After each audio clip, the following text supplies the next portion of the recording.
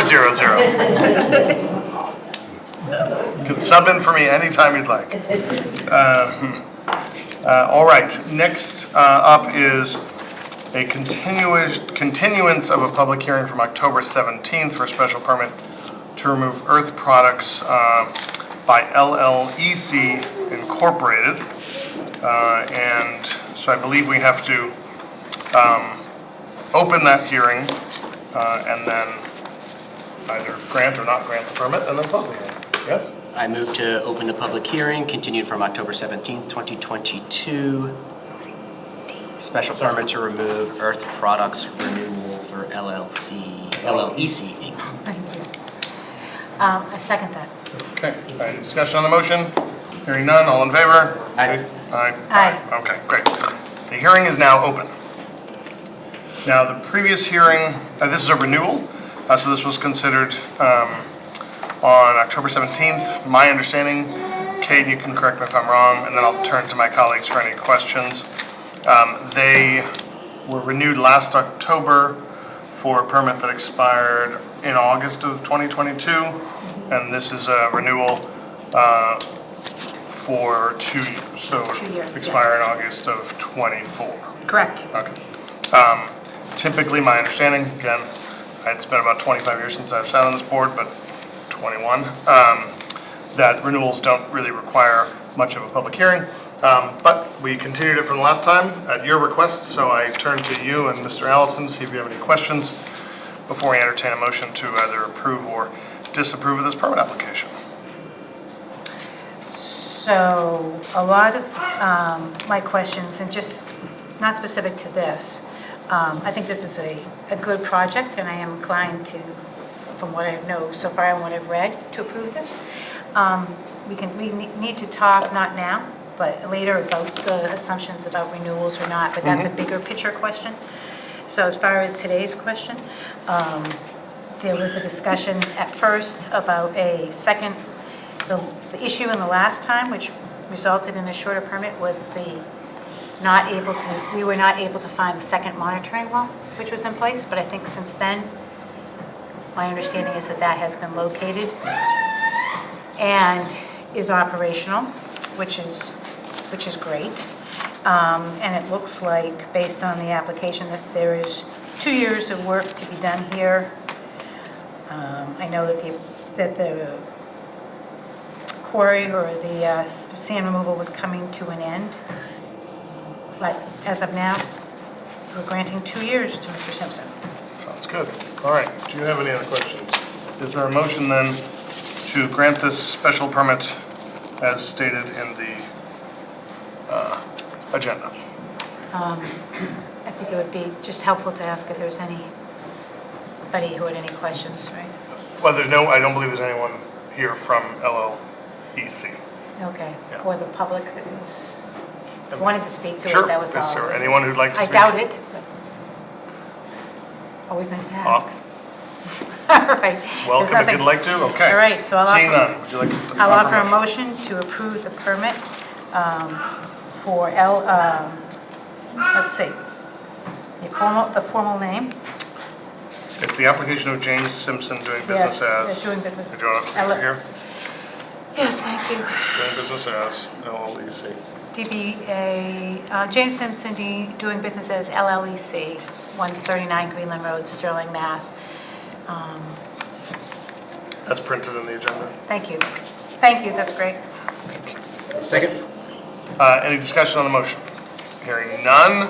All those in favor? Aye. Aye. Aye, 300. Congratulations, Mr. Simpson. I move to, actually, should we have closed it before we voted? I don't believe so. Yeah. I move to close the public hearing. Second.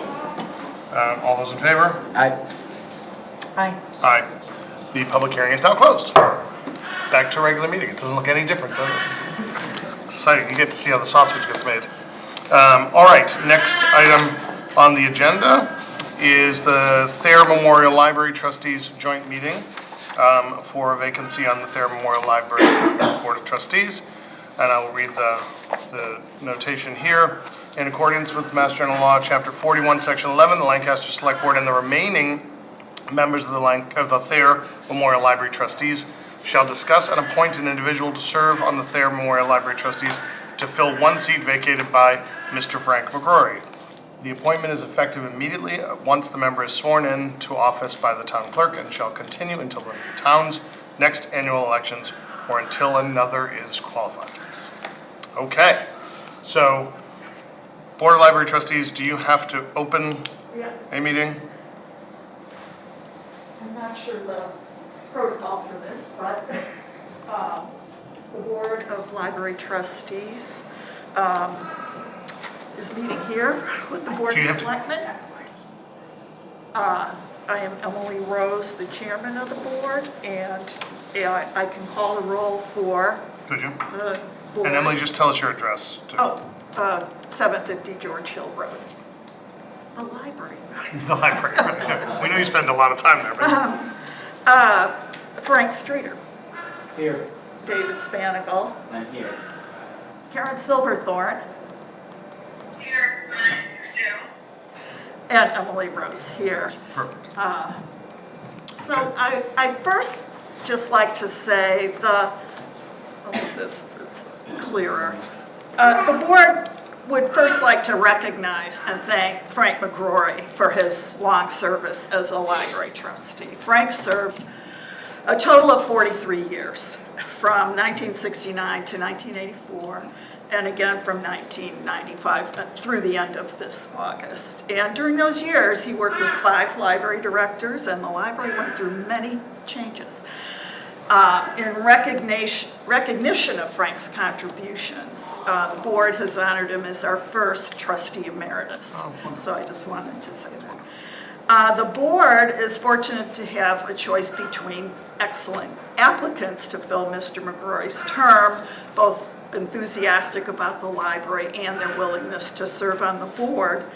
And both of those applicants are here if you want to ask them any questions. Certainly. Can you name them? Soond Here. Hi. and Adam Zand. Oh my God.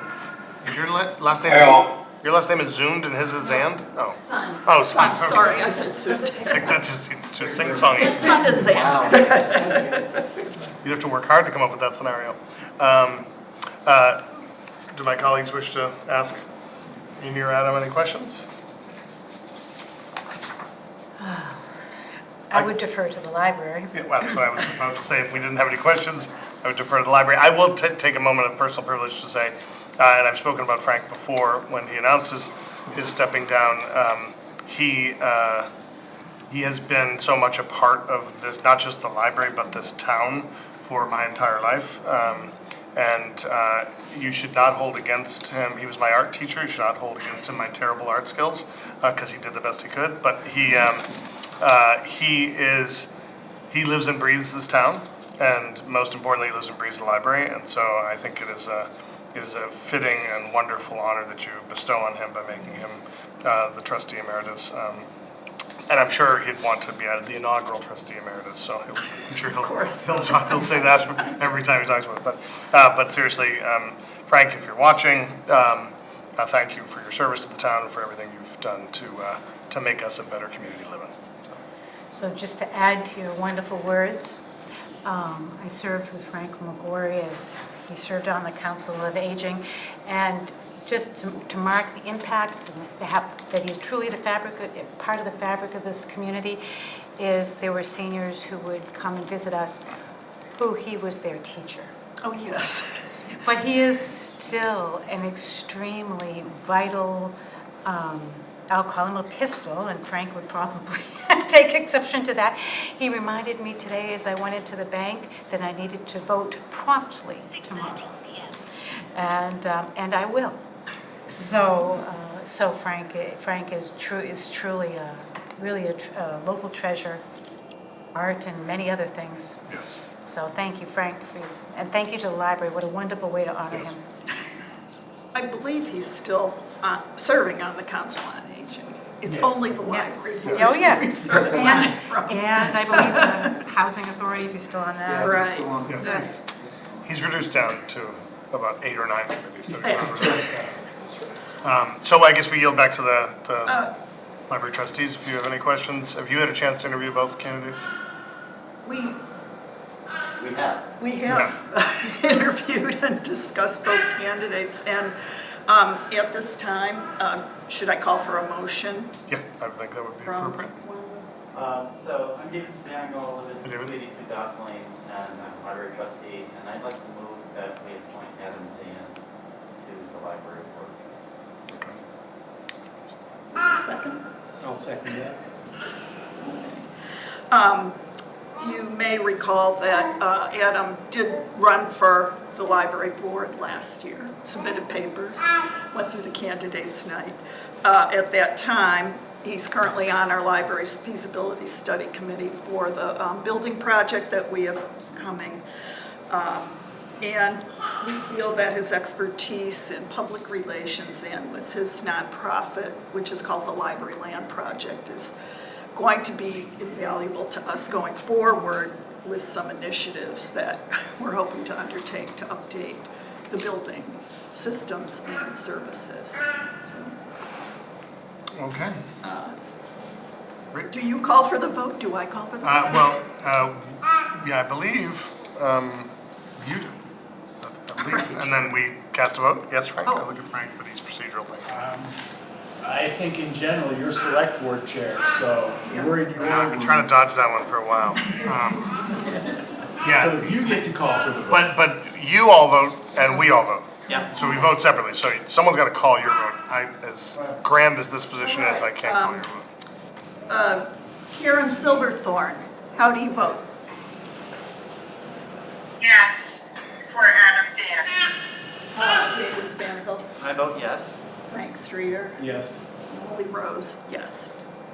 Now, is there a motion on the select board to reaffirm the? I move to reaffirm the Library of Trustees, motion to appoint Adam Zan to the committee. Second. Any discussion? Just one quick thing, and again, an embarrassment of wealth or riches. Amy sounds like another treasure. This speaks well for the library to attract such qualified applicants for the board. And Amy, I hope that, as you can see, Adam is here after a year of participating. I hope you keep it up, and I'm sure we'll have a seat for you someplace in town quickly. And I would add, there are plenty of seats to take, so we have a whole list. But of needs, yes. But just thank you very much for your willingness to step up and for your willingness to serve the town. We really, really do appreciate it. Thank you. All right, then without that, is there a vote? We need to adjourn our meeting. Oh, We you gotta do. vote first. But we're just affirming at this point. So, All in favor? You already? aye. Aye. Aye. 3-0-0 to affirm. So you now can close your meeting. Will we adjourn? A second? In favor, Frank Streeter, Dave Spanigal, Yes. Yes. Karen Silverthorne. We're closing our meeting. Yes. Emily Rose, Yes, yes. I'm here. Great. Thank All you. right, thank you very much. Adam, congratulations. Come on over to the town clerk as soon as you can, not tonight, to get sworn in and get to work. Do it tomorrow. Thank you to the trustees, thank you for the board, and obviously thank you to Frank for all his years of service. I look forward to continuing the great work at the library. Thanks for your support. Thank you. Adam, the clerk might be busy tomorrow, Yeah, but tomorrow's election day. You might want to leave I have a feeling, it might be busy. shoot for Wednesday. How's that?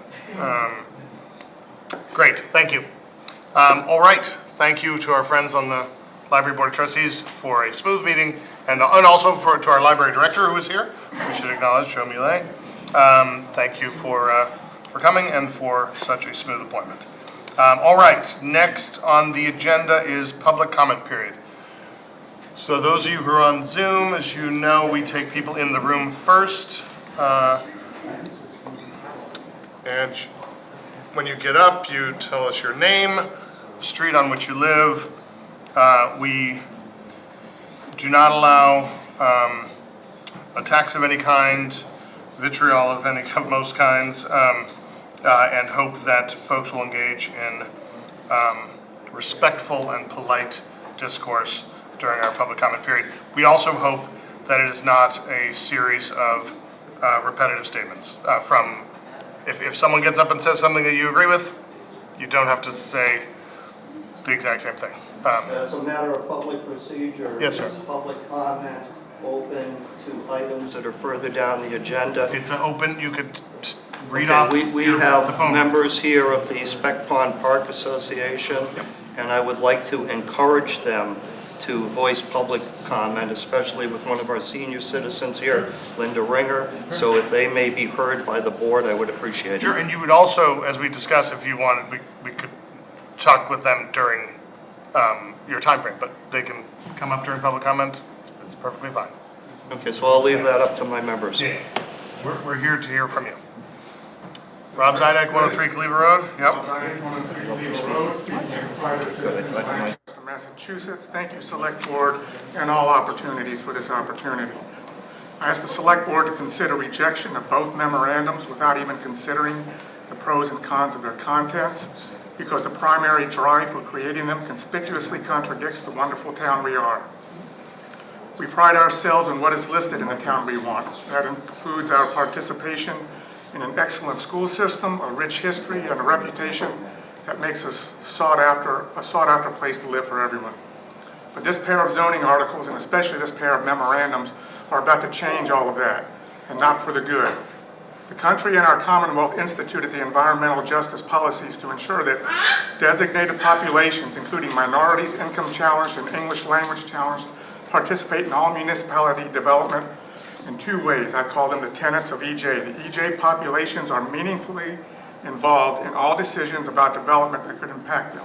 This tenet overcomes historical tendencies to keep folks like this out of the loop. The EJ populations are equitably treated with respect to bearing the burdens of development impact. What this means is that our neighbors in EJ populations are not subjected to impacts that are disproportional to what residents outside the EJ populations must bear. What this town has been proposing for over a year and a half, what drives the zoning articles 3 and 4 coming up next week, and what is behind the memorandums voted on tonight, are clear failures to comply with those tenets. The mere idea of placing hundreds of our new potential neighbors, regardless of EJ designation, in the same neighborhood and sharing the same entrance-exit roads of several thousand trucks and commuters screams injustice. As far as equitable treatment, our new neighbors will bear disproportionate impacts of noise, air pollutants, and even ground rumbling compared to any other neighborhood in Lancaster. The White Pond residents will of course bear a share, but not as much as the affordable housing residents. But worst of all is traffic safety, and especially pedestrian safety. Included are bicycle safety, motorcycle safety, wheelchair safety, scooter safety, and jogging safety. Every single time one of our new neighbors wants to walk their dog, go grab a coffee, push a stroller, or just plain want to get some fresh air, they will be joined the entire time with trucks and employee cars all day and night, every single day of every single year. This makes the proportionate impact to the residents 100% to 0% when compared to what residents in other communities were to endure. If this situation was an affordable housing project coming into an already established high-traffic industrial area, that would be one thing, not likely approved.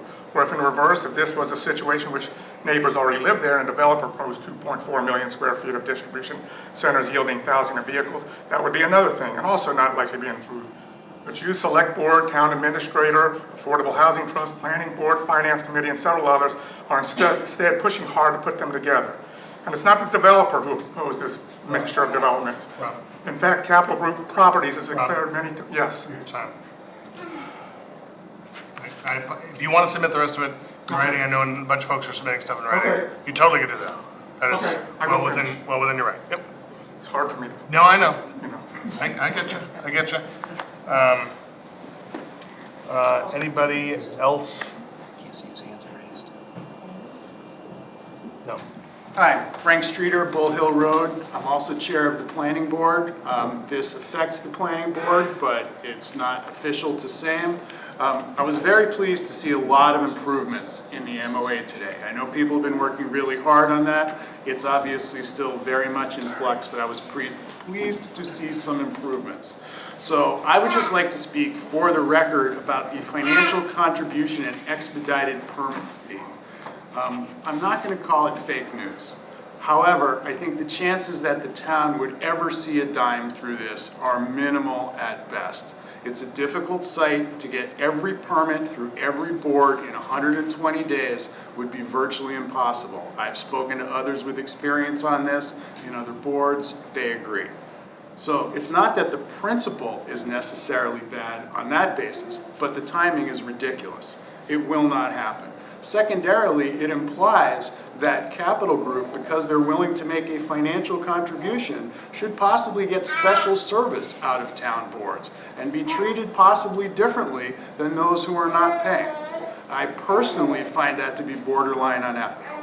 We should give the same high-quality service to every single applicant. And I certainly pledge to do that to Capital Group, as I did to, Rand Whitney and all the rest. But the way this is done, it's a recipe for dissension. I urge you to strike it. And I would also urge you to strike the land language as we've previously discussed. Thank you. Thank you. Appreciate it, Frank. Any other? Oh, yes. Kendra, you'll yield, won't you? Kendra, you'll yield to my, yeah, go right ahead. But you could come over here. Shuffle. Yeah. That's all. Just your My name is Linda Ringer. and your I live in address. Spec Pond, You have to give your name and a street number. 42 Fuller Ave. Perfect, thank you. And I'm a senior citizen, as you can see, but I'm very concerned about the plowing situation in our neighborhood. I'm concerned about ambulances because I do have an illness and I have had an ambulance several times. I can't wait for, you to find somebody to come. I need to have somebody come. Fire department.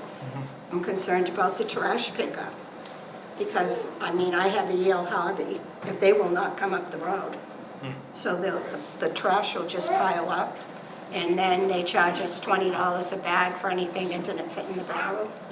I can't afford that kind of stuff, and I really feel bad for 52 people, residents, that are paying taxes and can't get the road plowed. That's an accepted road. It doesn't make sense. That's how I feel. I appreciate I'm it. concerned. I appreciate that. And my son won't be able to go to work either. Okay. I appreciate it. Linda, is it? Linda Ringer. Linda. Thank you. I appreciate it. Thank you. Thank you. Appreciate it. Thank you. Kendra? I'm yielding to a member that wanted to speak and asked me to speak on his behalf because he couldn't get in, so I'm waiting to see if he got in. Well, we're not, so That's okay. would you like to? So- Everybody's in who was asked to be. Nope, that's fine. Okay. He has connectivity issues, so. Kendra Dickinson, 402 Open Way, speaking tonight as a private citizen. I would like to ask a question of Select Board Member Alex Turner on why you are taking it upon yourself to call members of the community who have vote yes signs in their yard. I will point out this is public comment period, not public. Oh, no, okay, Visit so I find it disappointing that those phone calls are being made, and she is asking residents to question the numbers, telling them that the town's numbers aren't accurate. So I'm curious what numbers are being told to the community that aren't accurate, and where are they coming from? Again, this is public, I just want to remind folks, it's public comment period. It's not, we are treating each other, we are treating people with respect. We are, this is not a time for Q&A. Hold on just 1 second, sir. You can take the podium, certainly. She invoked your name, you're certainly welcome to answer, but you're under no obligation to. We can go on to the next citizen if you like. It's entirely up to you. Well, I'll let you continue, and I'm, My name is Paul Mello. Paul Mello. 83 Beach Ave, Perfect. Fire Road 8. And we are definitely concerned with the plowing. And, we've been there since '61, okay? And, we've been taking care of the roads ourselves. And I've been plowing, myself and, all the taxes we paid over these years, come on. The town should be plowing all those roads. Right down to the beach and up and all those short roads. It's not that much more. They got a whole nother development up the street from us that the town comes in and plows. So things, it's been a long time, and I think it's overdue. Thank you. I appreciate it. Thank you very much. Thank you.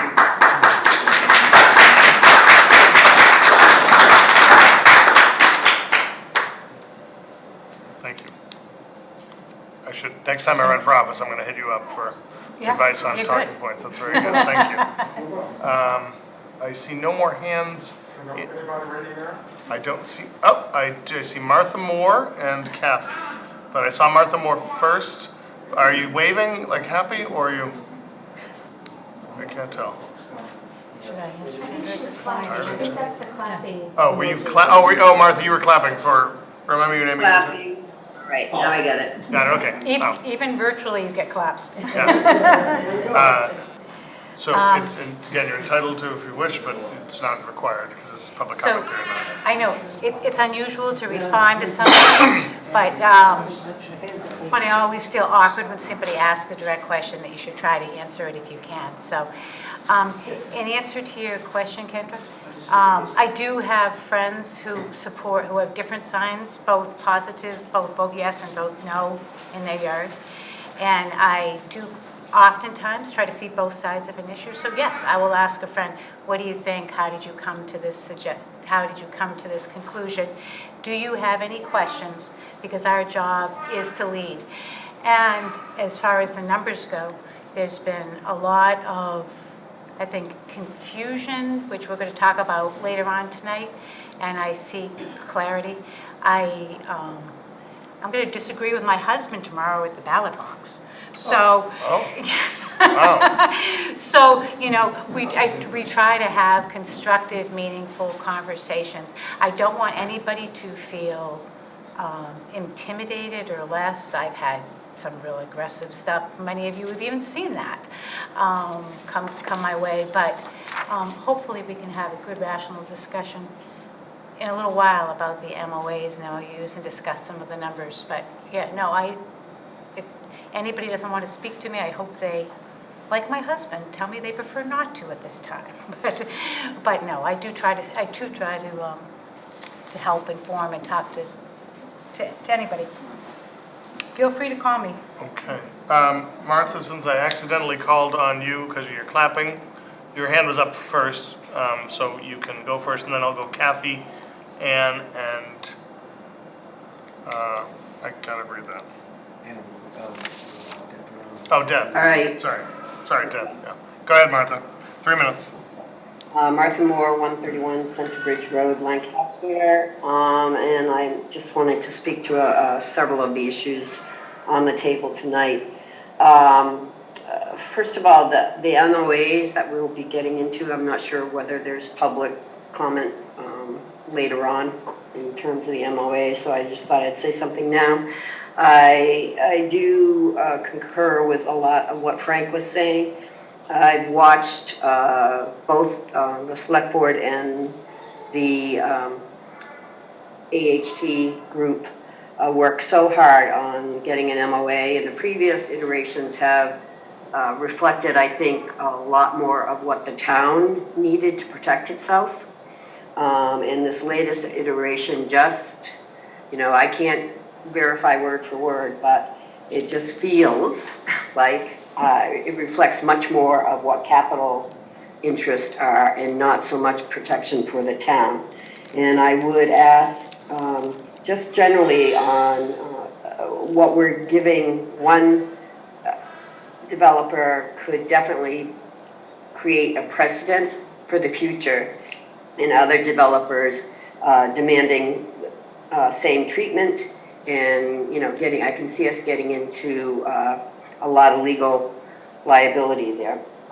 In terms of the PJ Keating permit, I'm not sure that we ever got to a place where it was clear whether or not the CEI peer review recommendations would be verified and committed to the permit conditions. And that's pretty important, because without those, not much else, it just kind of, what's the point? So please consider those things. Thank you. Thanks, Martha. I do believe, well, we'll check on that, but I do believe that the CEI issues are conditions of the permits, Providing the board issues the permit, yeah. Provided we issue the permit, then those requirements are part of the permit. So that answers that. Kathy? Hi, thank you. Kathy Hughes, 80 Fire Road 11. On October 14th, the DPW removed campaign signs from private property on Lunenburg Road. Only signs with a no to the rezone message were removed along the road. When I investigated their removal, I was told that there were complaints from people in town, including an email from a planning board member. I was told the town does not allow signs on easements. However, as everyone knows, there are so many signs all along the easements throughout the town, including store and business advertisements, political signs, and of course, yes to the rezone signs. The only signs that were removed were those promoting a no to the rezone, and signs right next door and also on private property were not removed, and neither were the signs across the street, which were also on easements. I contacted the ACLU, who agreed our civil liberties were violated. I understand that many people complained about the signs, but to have a planning board member complain seems outrageous. The TA acknowledged bias on the town's part. I'm extremely disappointed with whomever instructed the DPW to remove these signs. And I would like to understand what the town is going to do to rectify this. Thank you, Kathy. I appreciate that. Yes. Yep. Thank you. I do want to point out one thing. I'm sure you didn't mean to, first of all, this is an issue for the DPW, which is separately elected commission. I'm glad to raise it to the chair of the DPW board, but I would definitely encourage you to bring it to them. In your statement, I'm sure you didn't mean to suggest that the town administrator acknowledged a bias on behalf of the town government in one way or another. It seemed like you said that, and I just want to give you a shot to. I believe that there was an acknowledgement that only the no signs were taken down, and that was unfair. Mr. Chair? Yes, you may. That isn't what I said. I said that we had been getting a lot of people that are calling who believe that their no signs were taken down while others were taken up. And I issued an email to the planning board and the select board and the DPW board, basically affirming what I said to the DPW director, which was that although it's regrettable that we understand that this is some of the signs are not in keeping with the bylaw, I asked to suspend all removal of all signs within the right-of-way until after the town meeting. And I had said that I had issued that to the staff so that nobody would feel that they were being targeted either for, against, or for a business or anything else. And I was told that that was all right. So that was what I issued via email. And it's a public There is no doubt that the no campaign was targeted because they were not taken down even next door. They were only taken down in one particular area, and that was an area that did receive apparently some complaints. So it was targeted, it was biased, and it was unfair, and it was done by an entity of the town who I understand was instructed to do it. Mr. Chairman, this is Yeah, incredibly it seems like there's a lot of conjecture and Sorry, they had the sign. Kathy, Kathy, we're gonna move on. But I appreciate you raising it. The DPW is aware of it, and we'll move forward. When I started as chair of this board, I said that we don't assume motives or intention of anybody in doing things, and I'd like us to continue that tonight. Ann Ogilvy, you're up next. Oh, please. I'm sorry? Ann? Hi there, yes, Ann Ogilvy, Fortune Lane. Like to first just say that I would like to see even treatment by the chair of all people who get up and give public comment, because I didn't see that tonight. We had a resident who attacked a select board member on behalf of another resident who she did not name. And who I admonished and told this was not a Q&A session, and I gave Alex a chance not to answer. Steve, I'm not looking to argue with you. I'm pointing out the fact that we don't have a balanced approach, and I think that that's visible to people watching. But I do have a letter to read here. As I said, I'm Ann Ogilvy, but I'm actually reading this letter on behalf of resident Kara Sanford, who cannot be here tonight. She lives at 350 Bull Hill Road, and she requested that I read this. Dear fellow residents, this memorandum of understanding is not a community impact agreement. It is a developer favor agreement. Maynard negotiated a memorandum of agreement with the Capital Group for the Maynard Crossing Mall that protected the residents and required substantial financial mitigation. In direct contrast to Maynard's agreement, our agreement strips out the protections and gives the developer preferential treatment with virtually no community impact payment. Maynard negotiated a $1.3 million cash payment for community impact.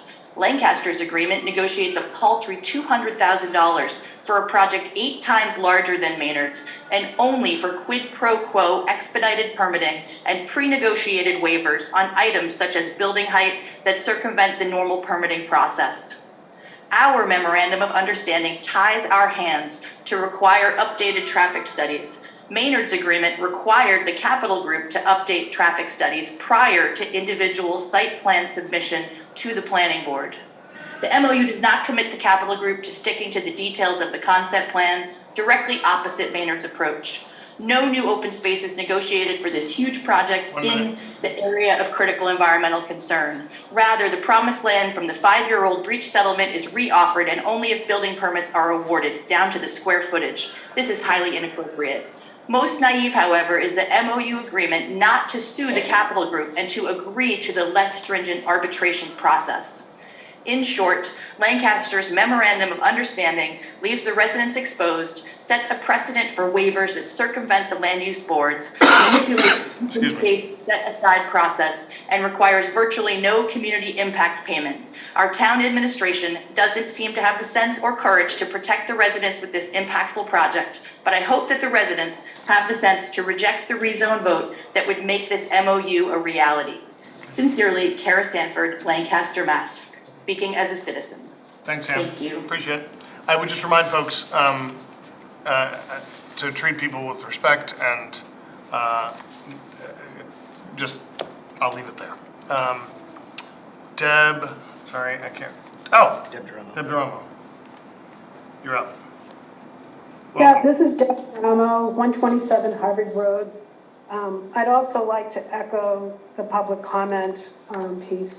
Kendra Dickinson should know better than to do complaints and criticism directed at staff, volunteers, or other officials should not be tolerated. She's a member of the planning board. She should know what's going on. And yes, the chairman should have stopped her from her. Well, the chairman did. But keep going, Deb. Eventually he did, yeah. I have a couple comments on things tonight. I also agree that PJ Keating public hearing is important. It should be above board and visible to the public as to what's going on there and if they've met the conditions that have been cited. As far as the MOAs, I know I sent a letter earlier today stating that they were not posted in, I don't know, whenever, final form until later today. They still do not contain the exhibits that are a major part of them.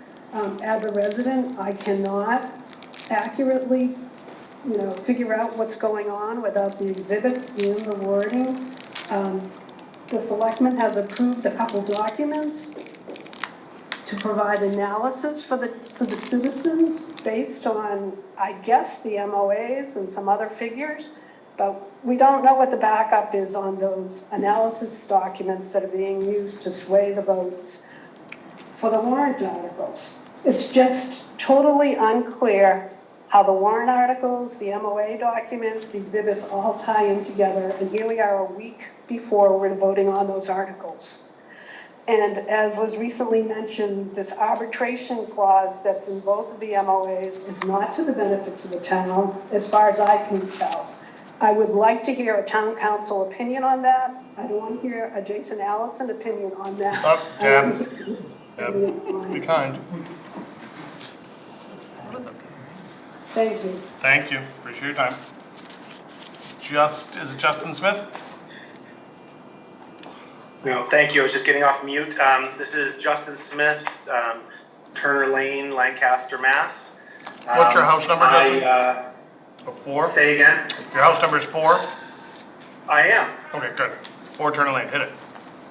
So tonight on the the select board agenda, there's a request from PJ Keating to waive the public hearing on their new permit submission, and I respectfully request the select board hold the permit hearing as required. This is the last step in what has been a productive review of the permit conditions and holdings.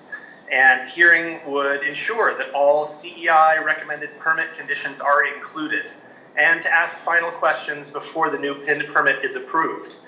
I'd also like to point out that Chisholm Earth Product Removal Permit in October, was not passed with the supermajority required for special permits. I was curious if this permit had already been issued despite that. And I'd also like to make a comment regarding the MOAs that are being considered later on the agenda. I am very concerned about the town giving up its right to take legal action. I'm also troubled by the fact that the enterprise uses, such as junkyards, third-class car licenses, and private dumps have not been prohibited as uses. I also object to the owed parcels of land from the broken 2017 settlement agreement being given to the town only in exchange for favorable permits. I hope that the board will carefully consider whether these MOAs protect the town, residents, and our interests and resources. And I urge my fellow residents to examine these documents carefully and reject this rezoning. Thank you very much. Thanks, Justin, appreciate it. Kathy, I see you're back in line, and we definitely will take you. There's someone behind you who hasn't spoken yet, so I wonder if you'd be willing to yield to Roy Rizak. Of course. Okay, thank you. Roy, you're up. Name and address. Yes, Roy Rizak, 125 Harvard Road. Thank you, Kathy, for moving. Just a quick comment and a request. I noticed the town meeting primer brochure that is posted on the website, that while there was some financial information listed here in terms of if we vote yes and if the vote is no, listed there is no information about the traffic differences between a yes vote and a no vote. And traffic seems to be a major concern. I would ask that the select board consider updating this document to include the statement of traffic if there is a yes vote, and a statement of traffic, an estimate of traffic if there is a no vote. Sure. Thank you. Hey, Roy, so there is a traffic study on the town's webpage that does take through a lot of traffic information. So I encourage you to look there. We can put the link in the chat, maybe. Can we do that? Link to the, people always say that on Zooms I'm on, so I'm assuming you can do that, yeah. So we'll put a link in the chat. Thanks, Roy, appreciate it. Kathy, you're up. Hi, thank you. Kathy Hughes, 80 Fire Road 11. Two things. One, I just wanted to agree with everything that Justin Smith just said. I think he had some hugely valid points, and I hope they are considered further. Secondly, because the town is looking to get into a financial arrangement with the Capital Group, it certainly makes sense that a due diligence, which includes financial statements from the Capital Group, be provided. And I was wondering if the town has done that. I know they're a private company, and those will be hard to come by. But if you're going to get into a financial situation with them in any way, certainly that would be appropriate to do your due diligence. And I don't know if the town has done that. And if they have, is there some document they can refer us to, please? Thank you, Kathy. Roy, is your hand back up or just not down? It's okay either way. Okay. Rob Zadek is back at the podium to finish your letter, I'm assuming? Well, it could be part 2 of 3, but it's not. It's gonna need to be part 2 of 2. Okay, Rob Zadek on the Creekmore Road, previously on my comment. I talked about the proportion of impact to residents at this affordable housing complex, if it were to happen, is 100% to 0% on the pedestrian and motorcycle and bicycle safety, which is highly disproportionate. If this were a situation in which an affordable housing project was coming into an already established high traffic area, that would be one, I already said that, one thing. If it were a 2.4 million square feet distribution center coming into affordable housing complex, that would be another. But you, Select Board, Town Administrator, Affordable Housing Trust, Planning Board, Finance Committee, and several others try and push them hard together. And it's not the developer who proposed this awful mixture of developments. In fact, Capital Group Properties has declared many times they don't want this or any residential projects among or near the distribution centers. It's our doing, and it's wrong. We're attempting to motivate our voters to essentially approve the very development situation that the EJ policies were designed to prevent. If these developments were to actually happen, we would likely have our highest concentration of income-challenged and minority residents moving into what is likely the most adverse place in Lancaster for leading a safe, healthy, and prosperous life. Which brings us to tonight. Apparently, town leadership's not happy with just proposing these highly incompatible zoning changes, and apparently not happy even if they both pass. No, what you will be voting on tonight are two memorandums that are designed to, among other things, force the developer to diligently perform the steps to add this affordable housing project. So we are not just allowing the awful mixture, we are obligating a developer to make sure it happens. We have, you have, the opportunity tonight to make our mark on environmental justice as a standard for Lancaster, Massachusetts. If these memorandums are approved, really, I think they should be unanimous, even if one or both articles fail, we will have etched an indelible stain on our town's reputation, its attractiveness, and its appearance to all peoples in the Commonwealth. As far as Lancaster's rich history, that ends at the age of 370. And I'm sorry to say, but I have to say that our select board will be the issuer of the death warrant. Finally, the good part. With the rejection tonight, you also have, the opportunity to gather the courage and exercise the prudence to make us a beacon for all people across this state and beyond as to how we enshrine environmental justice into our standards, but mostly into our attitudes. And we truly do need a positive boost like this. The invigoration this town will receive from such a monumental achievement will give us the strength to cohesively and cooperatively work out our financial difficulties, our growing traffic and environmental concerns, our relationships with businesses and developers, our needs for school expansions, and our affordable housing goals. All of these can be achieved, not mission impossible, but certainly mission difficult, without signing these agreements that will send us backwards and place all of the opportunities just mentioned into the hands of a development company. Thank you. Time's up. Point of order, Mr. Chairman. I would just point out, I'm sure you meant it as a compliment that we have the power to destroy a town after 370 years. But I don't know that any of us take it as a compliment or as a respectful tone. So we invite you here for public comment. It's a bit hyperbolic. And I listen to you, so I'm just asking you to listen to me. It's a bit hyperbolic, and I appreciate your comments, but thank you very much, Rob. You had a question. Comment for you, Mr. Chairman. I just want a friendly reminder that public comment is an option for residents. It's not required by law. And as an individual member of this board, hearing residents say that the select board is going to issue a death warrant, I don't enjoy that statement, and I take offense to it. Thank you. Mr. Frank Streeter, I'll put on my Affordable Housing Trust hat for a moment because I think that people aren't 100% clear about the occupants of the 40R project. This is 3/4 market rate. There's only a quarter affordable housing. So yes, there is affordable housing in it. Yes, it is referred to as an affordable housing project, but it's 3/4 market rate. And people just need to understand that. Thank you, Mr. Streeter. With that, we bring to close public, oh, sorry, ma'am, go right ahead. Any new voices we welcome. Hi, Christina Quill, 45 Spec Pond Ave. Welcome. Thank you. I just wanted to ask you to please consider our request for the snow plowing. I'm hoping that you're not, in your discussions and making this decision, using finances as the reason that there's not enough money in the town, because people on Spec Pond pay an awful lot of taxes. Also, to say that it's not an accepted road would not be a good excuse, because it was an accepted road and probably still should be, because it was taken off the list without any due process being done. The road is wide enough for plows to come down, so we can't use that as an excuse. And the fire service is probably one of the biggest concerns, fire and emergency, and I know that Linda spoke about it. But what we were told, that if there was a fire or an emergency on our road and it's during a snowstorm, what we need to do is call the town. The town will find a snowplow that might be in the area, and then they will send emergency services.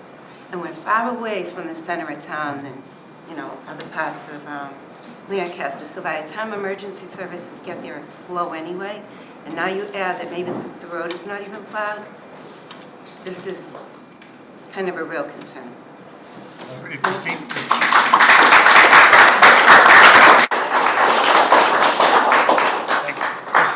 Christine, was it?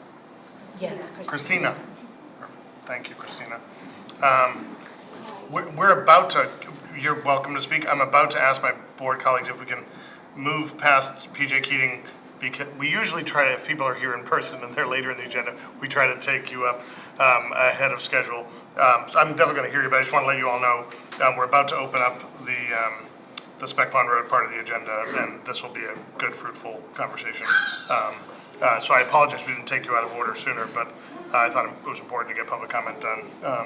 But go ahead, name and address. Go ahead. My name is Gail DeVerde, Hi, and Gail. it's 33 Beach Ave. And I'm here also to speak about Spec Pond. And I know we've discussed the issue already on taxes and money, but I'm here to discuss something that's probably a daily issue for everybody. And with winter coming, we're all wondering what we're going to do. Our mailboxes are basically a half-a-mile walk. That's mail, and now everybody in the community I know gets at least Amazon packages every day. And FedEx, and then the mail is also, certified mail that needs to be signed, and that's one consideration. And then another consideration, I think that's even more of an urgent necessity, is the oil trucks, the gas trucks. How are they going to get there? Do we call in an emergency when we need gas or propane and say, can you please plow so we can have heat this winter? I mean, so I don't know. That was my thought on it. And I thank you for listening. No, thank you very much. I appreciate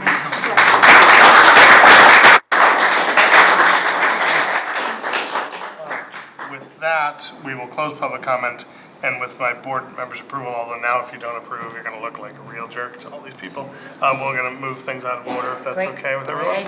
Okay, great. Spec Pond Road, follow-up discussion and next steps. I know Dave Murphy's here from the Spec Pond Road, is Spec Pond Road Association, is that the right term? Just Spec Pond Association, got it. So Dave, the floor is yours. Fine, thank you. And no timer, so you're all set. No timer, No, so you're I all set. understand that.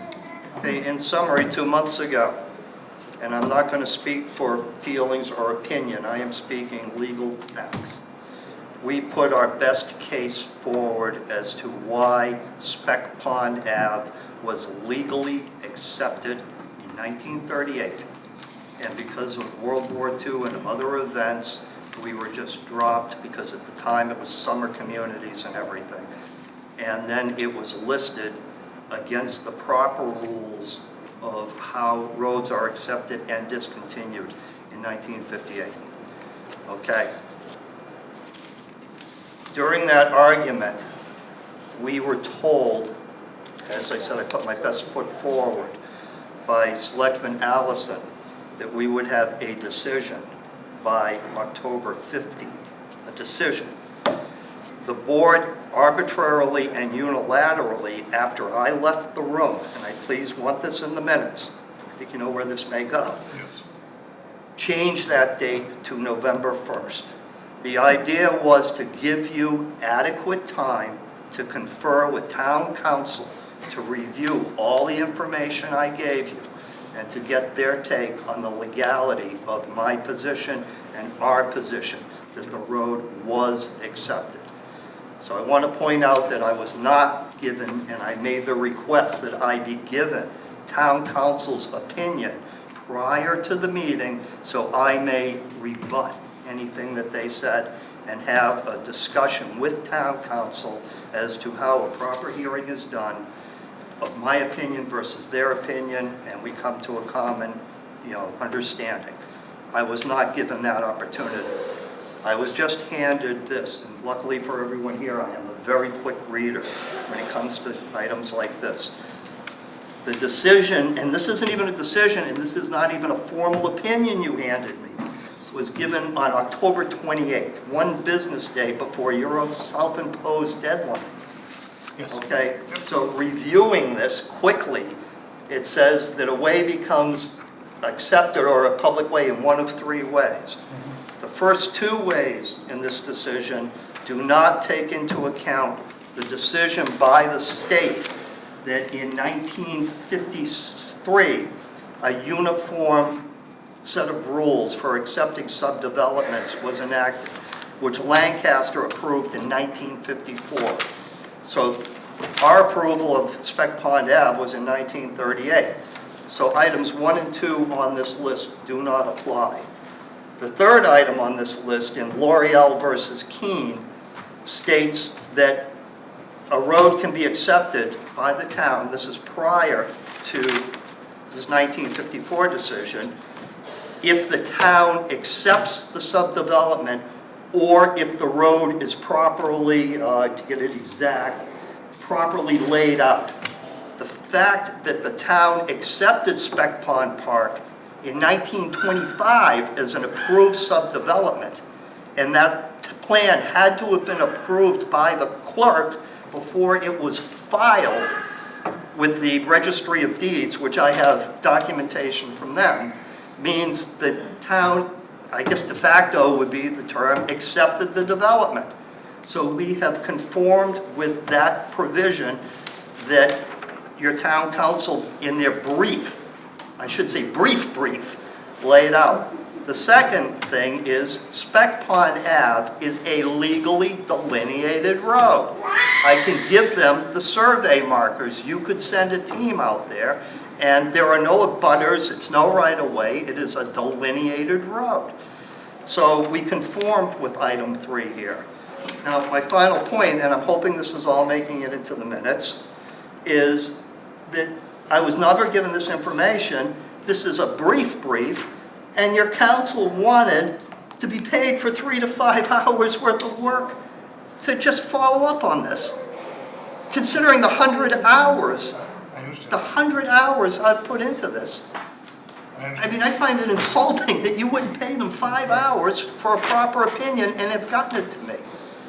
So I was promised a decision. So I am going to request, well, go ahead, state your part, and then I'm going to make a final closing remark. First, I appreciate the position you're all in, and I appreciate you coming here before, reaching out to us, all the information. And we definitely let you down on the timing, no doubt about that, and that's on me. The extension on the timing was on me as well. I did not think we'd be able to get any work done by October 15th. November 1st. I let you talk, Dave, so we're going to treat each other with respect. And so I'm in the midst of apologizing to you for letting that fall. As you know, there's a lot going on. It's no excuse. It's just a fact. So what's at issue now, and my understanding, I was not the emailer of this. Typically, when we correspond with town council, we ask them for an initial snapshot of what the issue is, and then to understand the larger scale thing, how much longer it would take them to do a larger thing. That is the notation at the end. We easily, in the interest of total honesty, we gave you the whole email. We probably normally wouldn't include those pieces. So I would just urge you not to judge town councils or sort of go after them about the 3 to 5 hours and what they're going to charge. That is something between us and them. So I apologize. But wanted to make sure I pointed that out. And again, I apologize for letting you all down on the timing. The issue we have to, and look, we all acknowledge, none of us, we weren't on the select board in 1938, you all weren't at town meeting in 1938, we weren't on the select board in 1958, I don't think any of you all were at the town meeting in 1958. So we all understand this is a problem from the past that we are trying to solve for. And our job is to try to solve for it through as neutral a lens as possible so that we do what's right for the community and for the town, for the residents and that it's impacting, but also to make sure that we're setting proper precedent, that we're following proper precedent. So this isn't an issue of us not wanting to do one thing or wanting to do another thing. You all bring incredibly compelling arguments for why it's necessary to plow the roads. I totally understand. What we are required to do is take a look at the information that you presented. It seems in this opinion, or memo, let me just finish what I'm going to say and then you can, that it does appear that the 1938 vote does not appear to accept the waive, but instead it requested the state to establish a public right-of-way to Spec Pond, which is different than accepting a way. So our job is to figure out what the intent was of that. Now, you all can make the argument, well, they were plowing it from 1938 to 1958, so obviously it was a public way. Those who would be on the other side of yours, which is not me, could argue then the town hasn't been plowing it since 1958. How do we make up for the lost, 60, 70 years of the town not plowing the road? So I appreciate that we're not meeting your timeline, and I get that, and I get that winter's coming, and I understand all that. But some things take time, and I appreciate that no matter what it is going to be, it's not going to be sufficient for you. That's why I called you earlier today to try to talk through some of this stuff. Again, I'm sure not in a timely manner. But Kate, do you want to take us through sort of how we got to where we are? Because I know Kate's worked with your research and with town council. Yeah, I think my staff and I approached this in a diligent manner. You provided a lot of context and a lot of the annual town meeting warrants. What wasn't there is how did it get to be on the warrant, and then why was there a no vote? And so my staff and I, the assistant town clerk, my assistant, and myself, combed through the archives from meeting minutes from 1938 in an effort to try to figure out what was discussed at the meetings, up to and including binding, books full of meeting minutes on typed paper. So I guess I just want you to understand that we worked on this despite the fact that you consider this a brief. We worked on it to try to provide a whole bunch of information to council, and for me to say to council, here's the issue, here's where folks stand, here are the meeting minutes, which I'm happy to give you and was planning on doing so. I believe I already have them. Okay. I researched them. Can we clear it out? So I doubt that because they're in the archives. But regardless, and to try to get a full picture with the idea that we want to help. So the email that I sent was, here's what we have. I don't understand how to do this. What path do we have to take forward to help this neighborhood, even if it's to bring it as a citizen's petition, even if it's to have it on a meeting warrant, even if it's nothing and we need to go to the Public Works Committee and just say we have to right a wrong. So I guess I'm a little taken aback with the tone that we're not trying to help you because I spent quite a few hours on this. Now, the pathway forward always is to give the problem to council and say, here's the initial, give me what you think it needs, and I need a ballpark of the number of hours it's going to take to get an actual legal opinion on this, and the steps forward. So I produced the document because I think it's important in the interest of transparency to tell you all, but not for you to use it to, say that as a weapon to say that they're not doing their best work, because they are. And I realize that, it's a hot button issue for you, but understand that, we're trying to do this and prepare for special town meeting and everything. The day that you left, I put 3 people on it in the old town hall. It's a very disjointed organizational system down there. We don't have a lot of files. I mean, someday I hope to be able to do that. So all of the information that you found, we had to verify. A lot of it we did. Some of it we found more than that.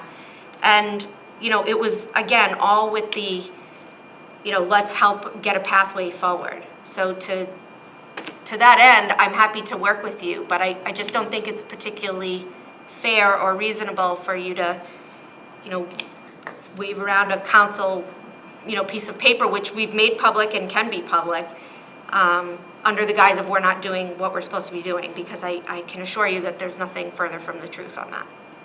Okay, if I may inject now. Yes. Had town council, even with this letter, responded to me or to you, so you could have forwarded it to me, and we could have opened a dialogue with town council a month ago, prior to October 15th, we would have been a lot further along with this process than we are now. And unfortunately, and if I seem a little bit abrupt, I've been through similar processes with the Zoning Board of Appeals, which I know has nothing to do with you, But we went back and forth with this to the tune of $10,000 out of my pocket. And I can't help but see this as kind of kicking the can down the road. Well, And- sir, just so you know, it isn't reasonable for citizens to be able to just engage with town council without having a staff there, only because, as you said, how does it cost you money? It will cost the town money, right? So we have a policy that the town council has to either go through the chair of the board or the chair through my office. So it really wouldn't have been reasonable to engage you. When I got this, I had a conversation and sent it to the board, and we also have to be careful not to deliberate on matters that are in front of the select board outside of a public meeting. So it wouldn't have been reasonable for you to have a conversation with council and say a member of the board without having the whole board involved, because ultimately they have to vote on this. Okay. However, you know, I'm bringing this as a private citizen, if I may inject. If this were being brought to you by council, your council would have no choice but to deal with our council. And let me just finish. And I just don't understand the reference. lawyers and lawyers would talk together, and they would exchange and discovery back and forth, you know, and come up with a conclusion. And let me inject at this point, I please in no way means this is a threat, but if this were to go to court, I think you would find that, especially the 33 roads that I pointed out that the town maintains that are not accepted. And I'm sure if I went through the list of accepted roads, I would find the paperwork just as shoddy. And that if all those roads had to be held to the same standard that you're attempting to hold us to, I think you would find, especially if an injunction were issued, barring the town from maintaining those roads until this were sorted out, I think you would find one hell of a mess. And we're trying to avoid that. So I would like to, at this point, just suggest. Dave, I know before you started to talk about legal action, you said, I don't mean this to sound like a threat, but just in case you know, it got really close to the line of that. Mr. Chairman, Let me just finish my comment. So, we're here to help, and I think, you know, yes, I'm sure we could go through the list of every road in the town of Lancaster, and there'll probably be other problems. We're dealing with the one that's in front of us. Right. And I think to hold us to the standard that there are other roads that were probably poorly acted on in 1967, I think is a standard that we're not able to live up to. So if that's what you're hoping to get out of us, we're going to disappoint you. So May I suggest then we make a motion that until, okay? they make the motions, but I'm going to give them a chance to comment or ask any questions, and then we can move from there. You asked to speak. So, Mr. Murphy. Yes. I want to say I'm sorry, right? I think it's really clear today that we are not meeting your expectations, and I get that. I feel it, I understand. You have advocates on this board. Me, for example, I went down to the road, I ran low, jogged slow on the road. Like, I get it. I went and talked to residents to try to understand this. And I know we're not moving at the pace that you want.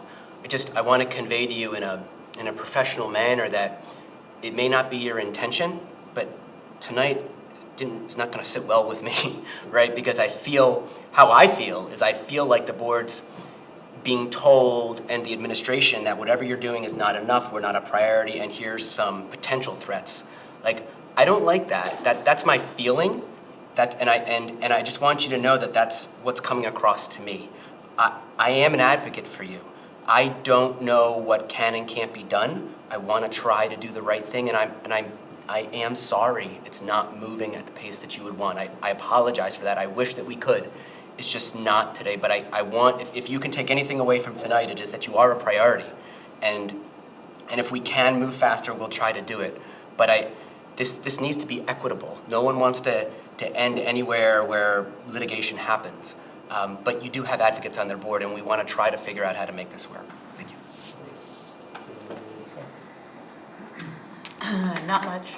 Everybody made a compelling case. Just from being here speaks volumes to your concern and your dedication.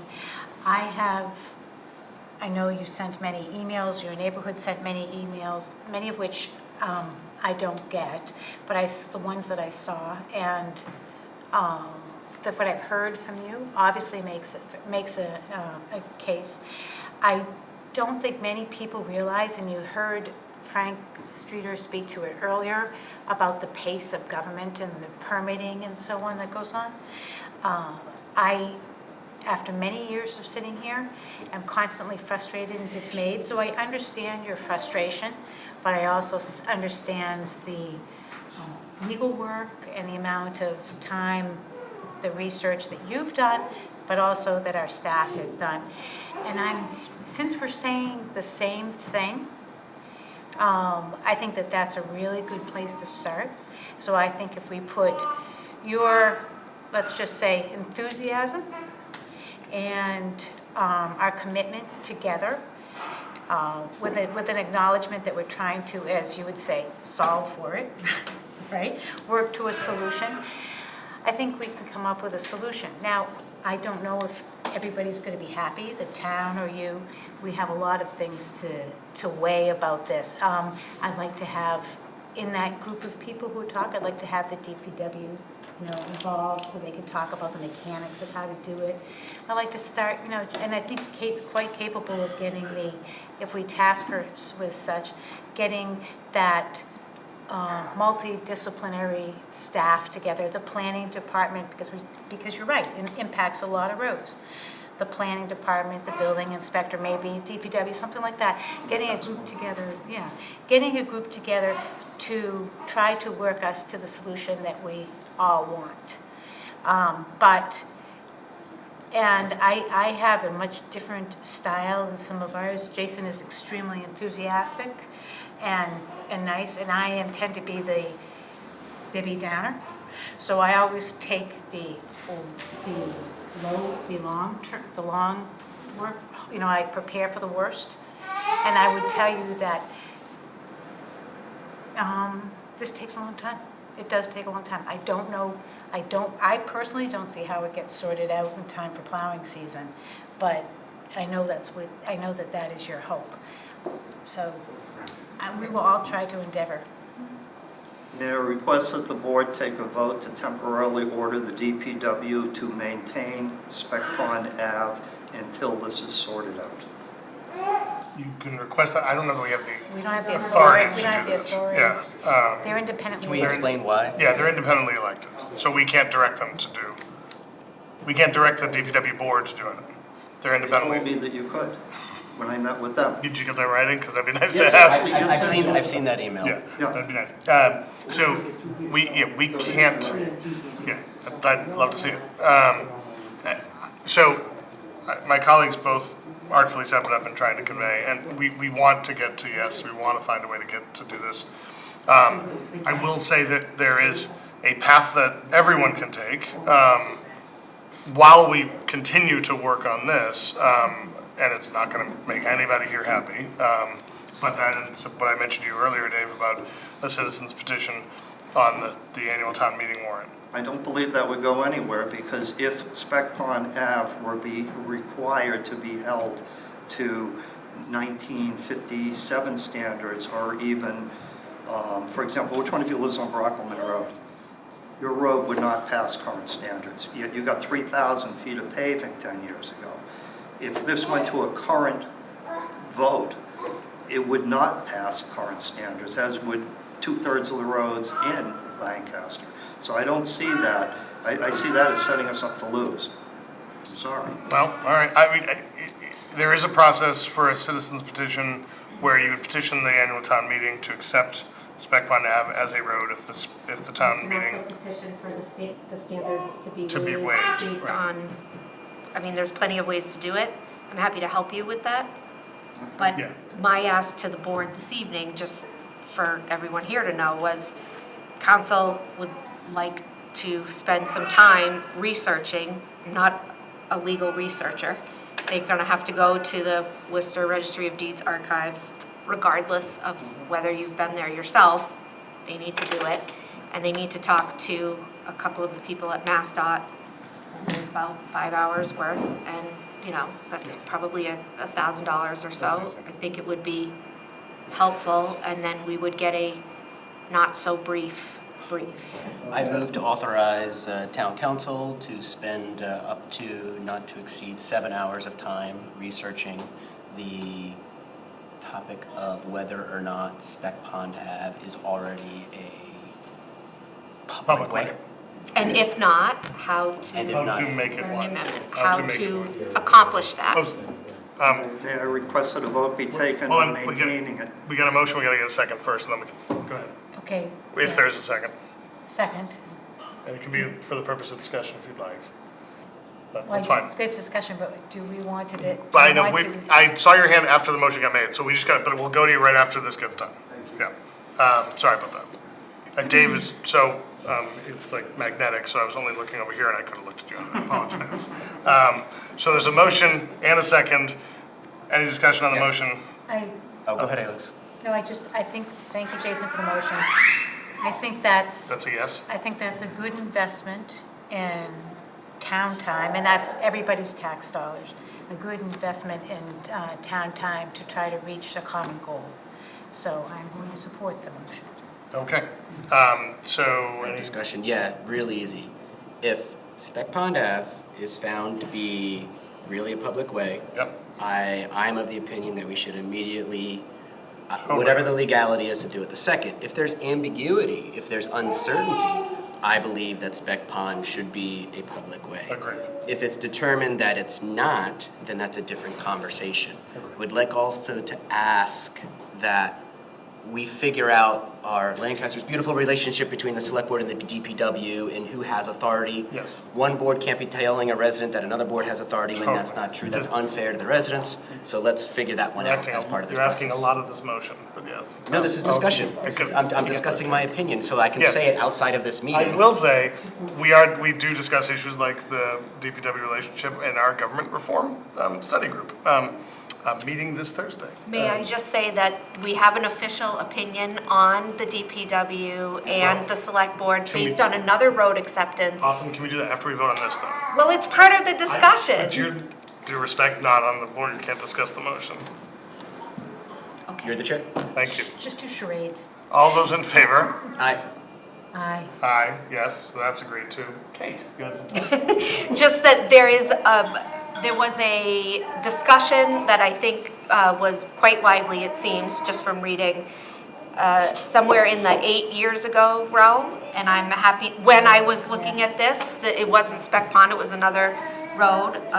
And an actual legal opinion, both from the state's attorney general and from town council at the time.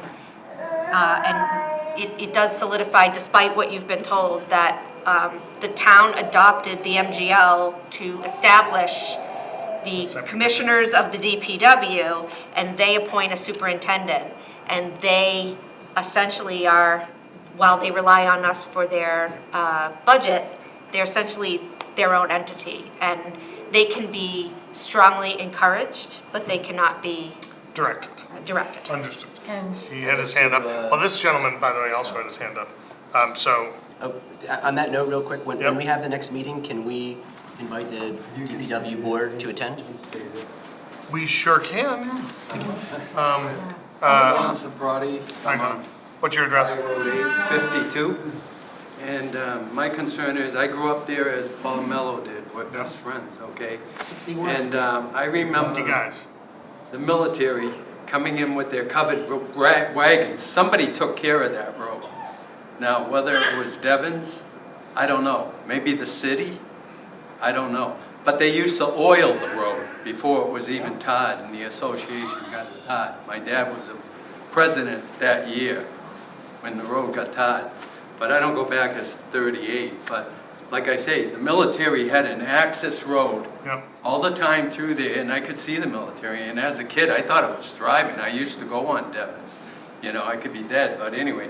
Fantastic. But you're not. Try not to do it today, will you? Well, I know some family that lost a child. It's no joke. But meanwhile, they put fences. But there was a gate there that was open access all the time, and I'd see these troops coming in and out. Yeah. And I really believe my biggest concern is, what's the city gonna do if the child, a little kid, baby, needs help that one right there. There's 2 Or feet if of an snow. elderly No, person needs And we help. can't get an EMT in there. Look, I don't think you're getting any sense, I hope you're not getting any sense from us that we don't think that it should be plowed.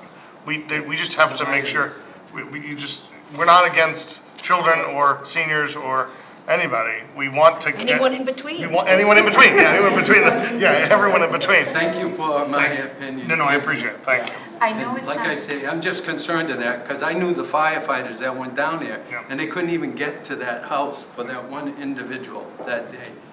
Yeah, so I happened to know them, and I said, really, it wasn't plowed? You know, and it was people living there plowing it. I mean, I do my own road, coming down off of Fire Road 8, and if I see snow there, I'll plow what I can, you know, but I wasn't the main guy, and the main guy is gone now, so. Thank you for listening. Thank you, I appreciate it, thank you. Can I ask a really important question?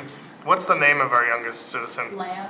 Leia? Oh, like princess. Exactly. Yeah. Exactly like the princess. Wonderful, it's wonderful to have Her Highness here with She us. has a great temperament. She does. I love her unscheduled hymns, that's perfect. Seeing that this seems to be somewhat open-ended time-wise, may I reiterate my request that whether or not the DPW accepts it or not, that the board vote to request that the DPW begin immediately plowing the road until this is resolved, either yay or nay. So I know this is gonna sound like I'm hitting a dead horse, but we don't have, we can't take votes on authority we don't have.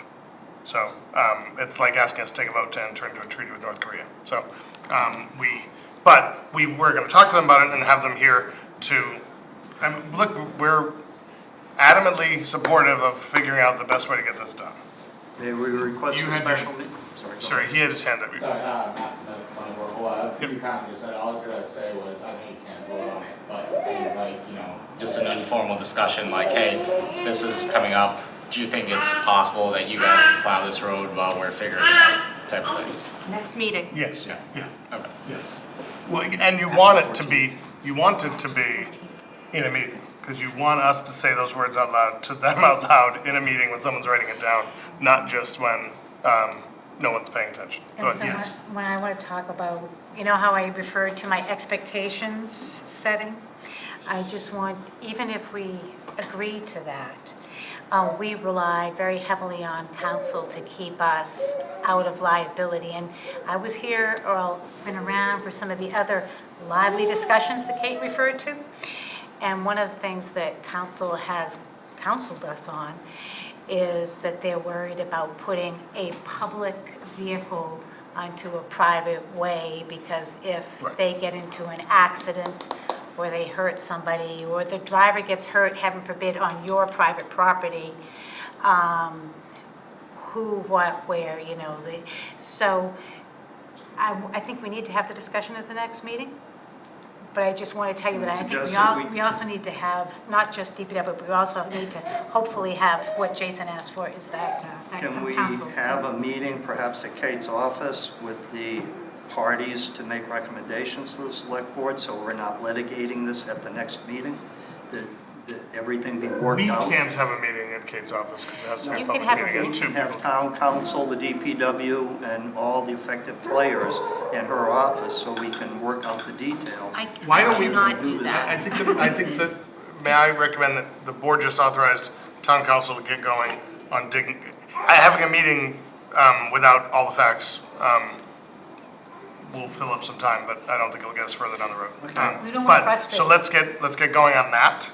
Okay. Let's have that, I don't know why I'm pointing at you, you asked the question, so, let's, get the DPW folks scheduled for the next meeting, the next public meeting, after the 14th. Sorry, because we have a meeting next week, but it's just before the special town meeting, so, after that, next meeting after that, and then, we'll be in lots of conversation in between those. Okay, great. Thank you very much. Thank you, and Sorry. thank you all, no, I didn't mean to sound confrontational. you're passionate. My wife will say, yes, you did. Passionate, okay. You're passionate, and I will say, Alex mentioned the emails. It was one of the best email campaigns I ever was the recipient of, so And I all of missed you it. sending the emails, it rang true, so I'm grateful for your support. We're grateful the princess came and joined us, the youngest resident to attend a meeting I've ever chaired. So thank you all, and we promise we will be back and working on this. Thanks, Dave. Appreciate it. Do we have time for just a scotch bio break? Sure. Okay. So we're going to stand in recess for 5 minutes. Not that you guys care. The moment Dave leaves, we're going to change everything. We're going to stand in recess for a bit. We're going to oil the road. Shh, Frank. Nope, door's gotta be open. Sorry. Hi, welcome. We have a paranoia about closing the door during an open meeting. Do you know that you actually can? Yes. There's some weird law. Anyway. No, you really can. All right. Well, we're back, everyone. Back from recess. That definitely our 5-minute recess that took no more than 10. All right. Thanks again to the Spec Pond Association folks for coming. We look forward to following up. Next item, which was the previous item that we skipped over, review and vote of PJ Keating, request to waive public hearing for permit renewal. Couple things. So I wasn't here for some of the earlier parts of this, but I know there was an extension. You'll all correct me if I'm wrong. There was a hearing. There was an extension to October, I believe. We had a peer review, which was quite lengthy the night in June, and then follow-up peer review, I want to say in September, yes? Where we got the reports from CEI. That was just a few weeks ago. Yes, Yeah. it was a few weeks. So, I think it was October. October, yeah. Might have even been the 17th, Yeah. our last meeting. So, what had been discussed at the hearing was getting the peer review, making sure, as some of the residents pointed out tonight, that the provisions that CEI asked for were being adhered to. They are conditions of this permit. They are being adhered to now. They are conditions of the permit moving forward, which is why we were clear at the last meeting that there was no need to rehear the permit renewal hearing, as there was a hearing and subsequent peer review and follow-up. That is my synopsis of how we got to where we are in this moment. If there is anything... I'd like to make a motion to waive the public hearing for permit renewal for PJ Keating. I'll second that for discussion. Okay. Is there... Well, gave it away. Is there discussion? In fact, there is. Indeed. Indeed. So first, I'd like to say that I think that the process and the permit is, the process has yielded a much better permit, probably the best that I've seen in a long time. And I am fairly comfortable with the permit. There's one of the, my recollection is one of that the board had agreed to in past hearings, in addition to this discussion, was giving the people a chance to speak about whatever they wanted to.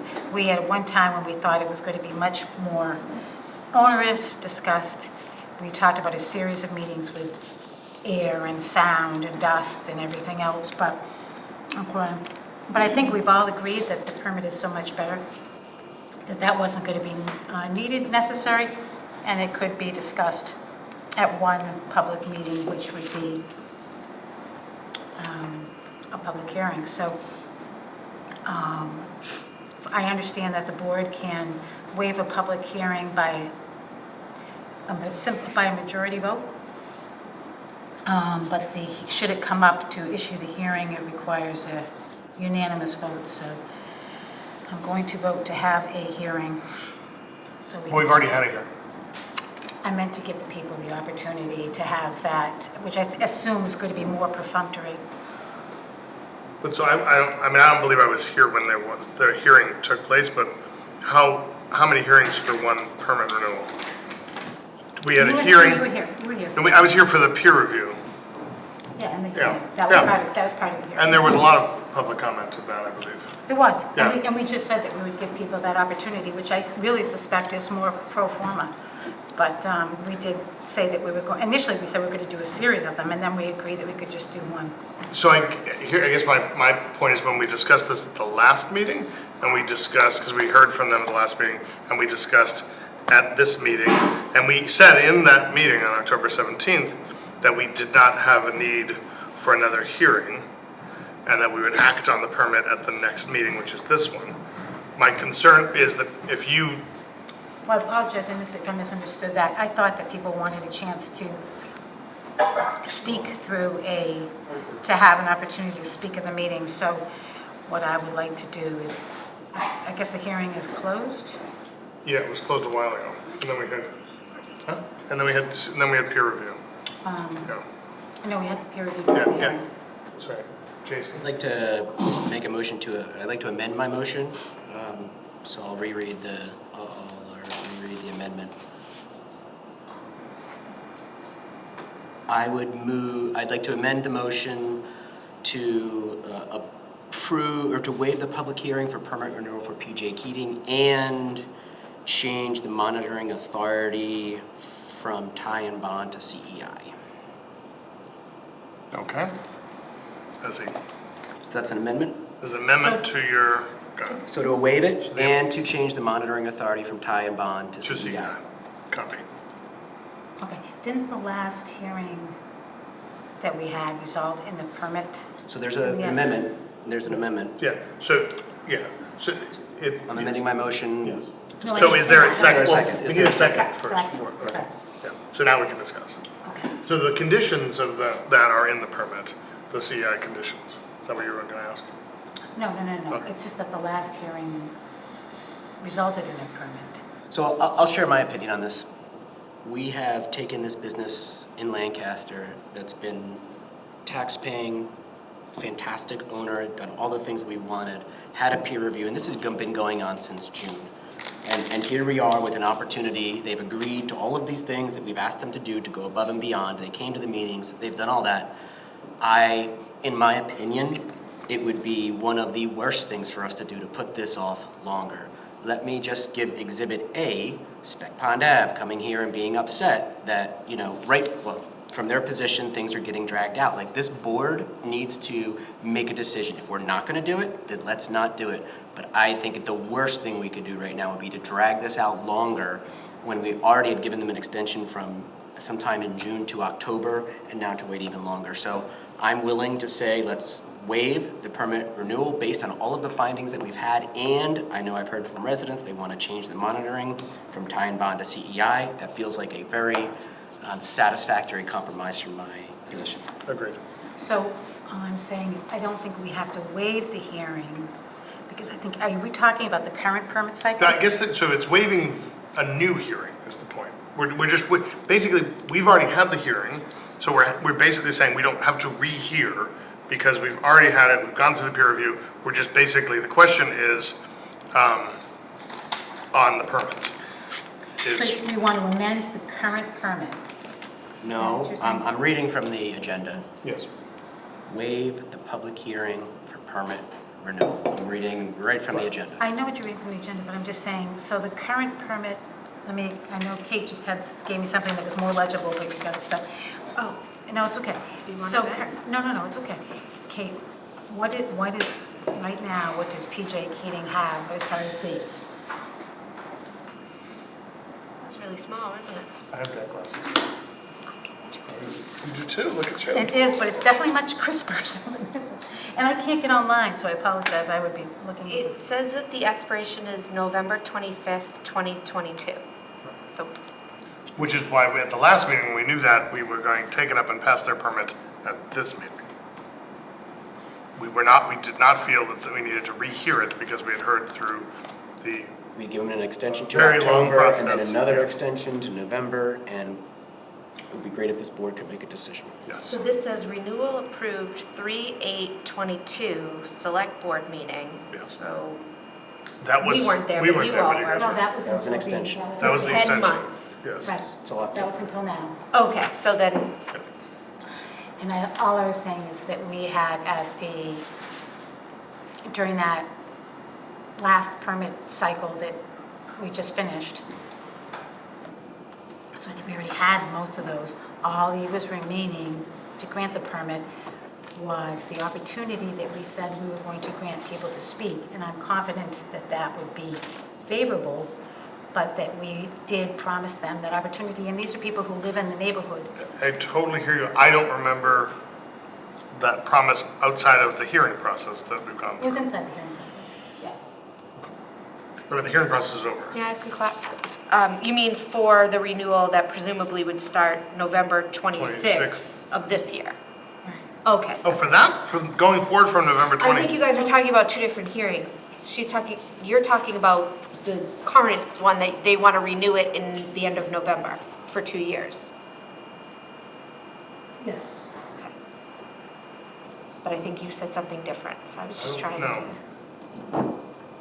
Okay, so Where- his where's- motion is on the where's my- table. There's an amendment on the table. Yes, there's an amended motion on the table, which is to waive the hearing and change the monitoring from time band, time bond to. Sorry, so we're just to make sure we're all on the same. That's what I'm trying to say. Yeah. So, waive the hearing for the permit renewal, and, thank you, and change the monitoring authority from time bond to CEI.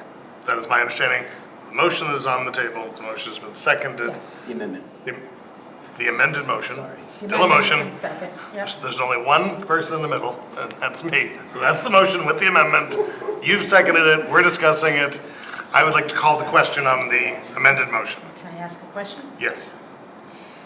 We're waiving the public hearing for which, I just want to be clear, so. For the renewal. For the next 2 years? Or for what we just talked about? Whatever the renewal is. For the renewal of the permit that we're renewing right now is the one that, I believe it's, right, so That's the one that what they're accepts. looking for is, they requested that you waive the public hearing for the permit that would start theoretically the 26th of November, 22. because we've gone through such an arduous process for this extension that took us to November, that all of those facts are the same for this upcoming 2-year permit. Okay. So why have another hearing, So I think we can make this work. given nothing has changed? Supporting, And let me just finish what I'm saying. sorry. Given that nothing has changed in the span of a month between when we had those meetings and when that permit will expire. Go, sorry. So we're looking, we just finished that 10-month one, now we're looking forward to the 2 years, and the suggestion, the amendment by Jason was to use CEI, Yes. and the suggestion that I remember committing to was having a resident meeting, so I think we can do both, grant the permit, Okay. okay, subject to, No, there are no subject twos in all right, motions. They well, don't exist. we have- understand they have to be unanimous, that's the problem. There cannot be contingencies in motions. Have to vote on this motion first, which is to waive the hearing, which grants the permit and, No, it doesn't. well, sorry, waive the hearing and changes the authority. Then we can entertain a motion to grant the permit. Okay. So, are we okay on that? We can vote it. Okay, all those in favor? Aye. Nay. Aye. So, Amendment passes. yeah, I know. I'm so sorry. Boy, you're gonna be. He just can't give it up. Can't help it. Hard The amendment habits. passes, thank you. And now on the table would be issuing the permit. Okay. Is there a discussion or a motion of any kind? Jason, you're welcome to speak now. So right now, it's my understanding that the motion was amended such that We will be voting on waiving the public hearing for permit renewal and changing the monitoring authority from time bond to CEI. I'm prepared to vote. All right. So I guess we voted on the amendment. We voted to add. Now we're voting on the whole. I have a sneaky suspicion how this will break down. Aye. Nay. Aye, okay. Well, at least we're consistent. All right, now, Kate, take us through what's next. Well, I believe one of, that's what I'm looking up, sorry, and I was What's going trying on? not to get it, but something has to be an anonymous, not anonymous, Unanimous. unanimous. Yeah. The approval of the permit has to be unanimous. Yeah, the approval has to be unanimous. And you may be psychic there too. Yeah. So, it would appear. Sometimes it feels like we don't want any business in Lancaster. Look, I don't understand at I'm- all. So I wonder whether, so I'll ask you your least favorite question that comes out of my mouth. What are you trying to solve for by voting no on the permit? If you're, I don't want to presuppose your vote. Don't presuppose me, as I think I said it in my lead-in. is You'd that I- like a meeting for people to be able to talk about the permit? Very simple. I said But that I there's- like the permit. So Jason, in response to your frustration or excited utterance there, PJ Keating is a good business. The residents and the people are good. Everyone, let's assume, is good. If people had concerns, as far as the tax paying, I pay more taxes, so it doesn't have to do, everybody gets a right, no matter how many taxes they pay. So, no. I'm going to let So- you finish, but we've had like 5 or 6 meetings this calendar year No. about this. So. Jason made an assertion and I get to respond, right? So this has nothing to do with, a multi-billion-dollar business, than that. They're good. I'd like them to stay here. We all supported that. I said at the preface, I said when I began that I will support this permit, inclined to support this permit. But I also, my word is my bond. And we said to people that we would have a resident meeting. I don't think it's a big ask. I know. It's money.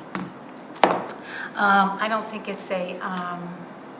think it's a big ask to satisfy that, to allow residents that seem to be very So happy. just as your partner and colleague on the board, I really would have liked to have heard that from you prior to this meeting, since we at the last meeting said we were going At the to. last meeting, that was my understanding, and I'm sorry if I know, but it's we voted on the minutes, it's very clear on what we discussed at the last minute meeting, which was we were going to waive the public hearing and or vote on the permit.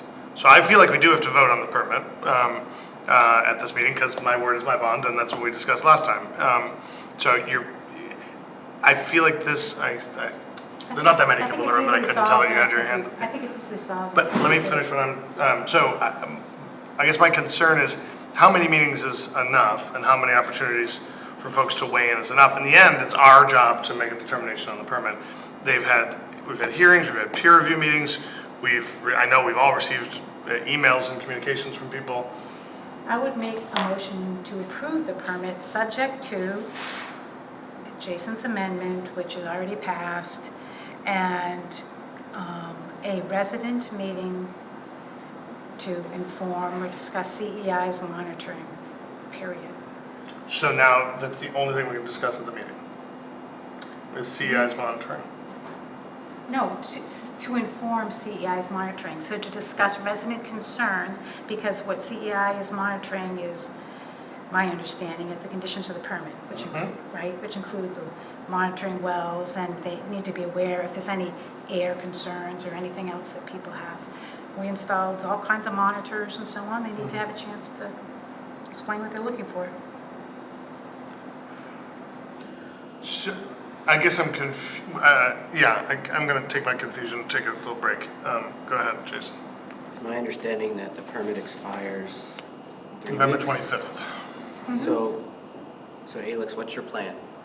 How are we going to get this past the finish line? Is all that you want is some community forums? Is that your only ask? It's my only ask. I Great. said. So how about we revote again, we approve the permit, and then because approvals can't be subject to, it's not allowed.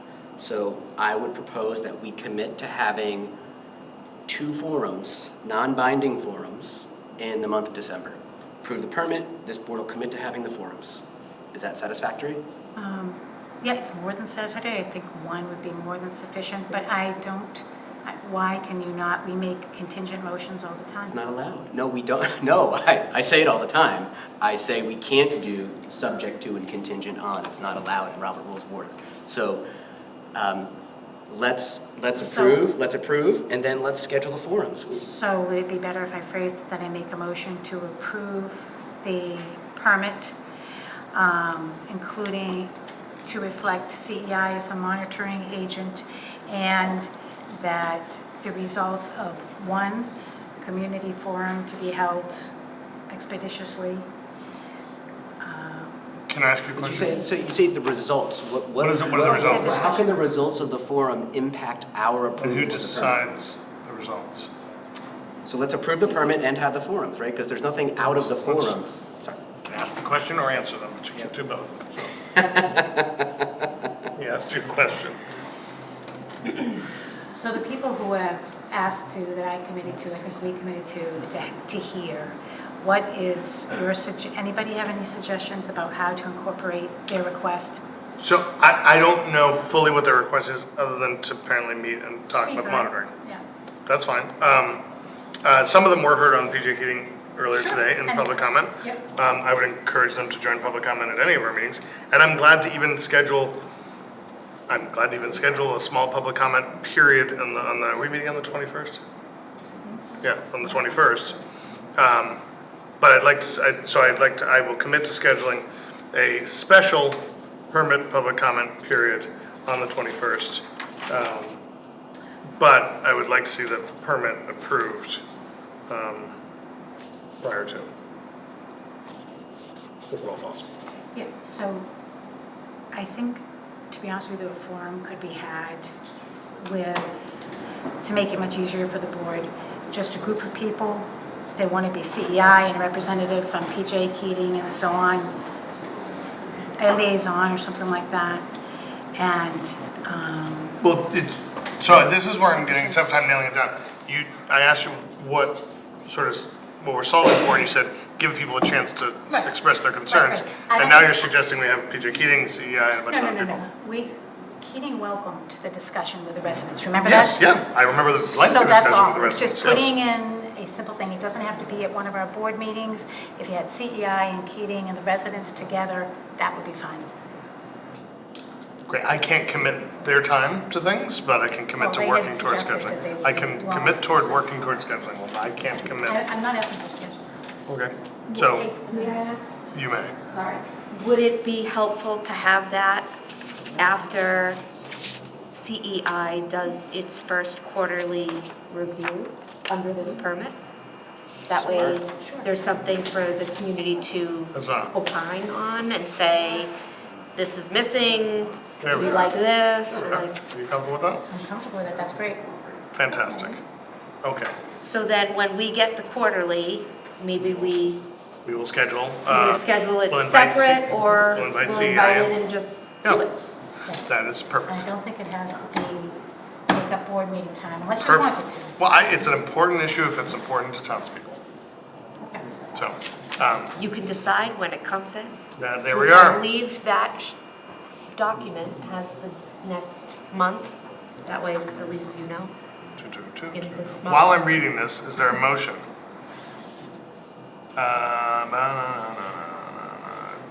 March. March. Inspection dates, March, June, September. So, is that okay? November? That actually. Well, they must be did- doing one now. Well, in- no, they said that they don't necessarily do Oh, them when they're in not the doing- winter time because they can't, there's something about the ground freezes or whatever in the wells, so So they. since it takes a while after March and they'll be starting paving, let's try to just work with CEI and they can meet and do one earlier, so we'll shoot for something January or something. Okay, so before the, okay. Perfect. Although it'd So be they nice can- to have them monitoring. But so they can take us through their methodology and whatnot for the monitoring. In case anything et cetera. comes up, we don't want to impact their paving season. Perfect. Okay, so can we get a clean motion on approving the permit and then, or we can do, I am very unclear on what the motion is. well, I'm gonna pause on the motion and just say, Kate, can we agree to schedule? Yep, after Agree the to first schedule of the after the year. first of the year, Yep. a meeting with CEI and any residents who'd like to come to discuss. And just, This. sorry for clarity, we're meeting with them so that CEI can go over the components of their monitoring program. Well, and so Keating can discuss and hear the concerns of residents and everybody. Okay, got it. Great. All right. Now, with that done, is there a motion to approve the permit renewal for PJ Keating for a term that goes from, excuse me, from Oh, I'm sorry. November 26th or 2 years after that, is that right? Yes. November 26th, 2022, for 2 years. Is there said motion? So moved. Is there a second? Second. Is there any I'm further? sorry, can we repeat the motion? Sure. It's to approve the PJ Keating earth products removal permit or whatever that's it's listed here, I apologize, I can't read it, for the 2-year permit. application. With Jason's. Okay. So Yeah, second. the amendment is already attached to that. To approve the permit with CEI as the monitoring. Yeah. I'm sorry, can I hear the whole motion? Okay, we're approving the permit. We're approving the permit. Okay, so the totality of the motion is to approve the permit. Yes. Would you like me to read it back? I have, yeah, can you read it back? I mean, it's been moved and seconded at this point, So mine but got voted let's down. certainly, but Yeah. now we're gonna get a yes vote, so. So what's the, Approve the renewal of PJ Keating for earth permit renewal services for a 2-year period beginning November 26, 2022 and running through November 27th, 2024 with CEI Incorporated contracted as the monitoring agent, consistent with 30B. seconded? Yep, sounds good. Already seconded, but now it's super No discussion from. super seconded. No discussion from Mr. Allison, any further discussion from you? No, I don't know if There's you a want to motion. entertain that or not. There's a motion and a second. Okay. Okay, all right. Hearing no further discussion, all those in favor of the motion as amended, just the motion, please indicate by saying aye. Aye. Aye, 300. See, that wasn't that bad, just took a year or so, or however long it was, but. Did we want to recognize or not? I know it's Yeah, not public comment. it's, I think we have a lot going on. So I see hands up, and I appreciate that. We had public comment earlier, we're running way behind. So I apologize, I don't know that we're gonna have time, but if we do, as the night wears on, then I wanna make sure we get through the already pretty bulky schedule. If you each could do a minute, we could do it now. Ann, Martha? Okay, all right. Okay, next item up for, Wait, Martha unmuted. oh, Martha, sorry, hi, hit it. Hey, I have ex-husbands that ignore me, don't do that. I wouldn't dream of it. So I just want to make sure I understand moving forward here.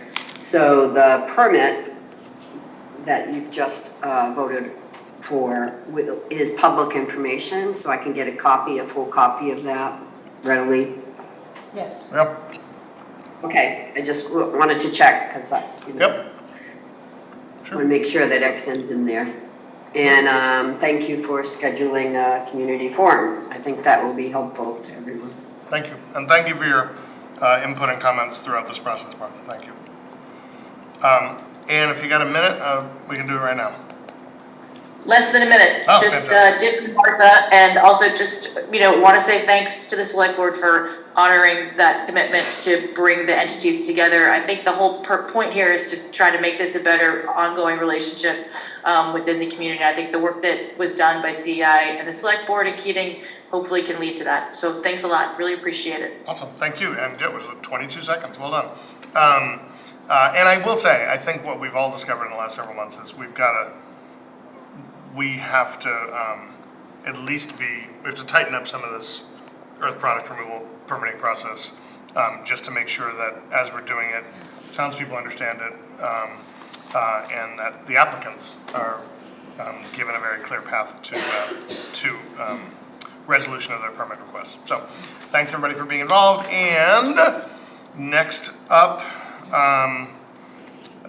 is the Commission on Disability has prepared an emergency preparedness guidebook. They would like to print a number of copies of it.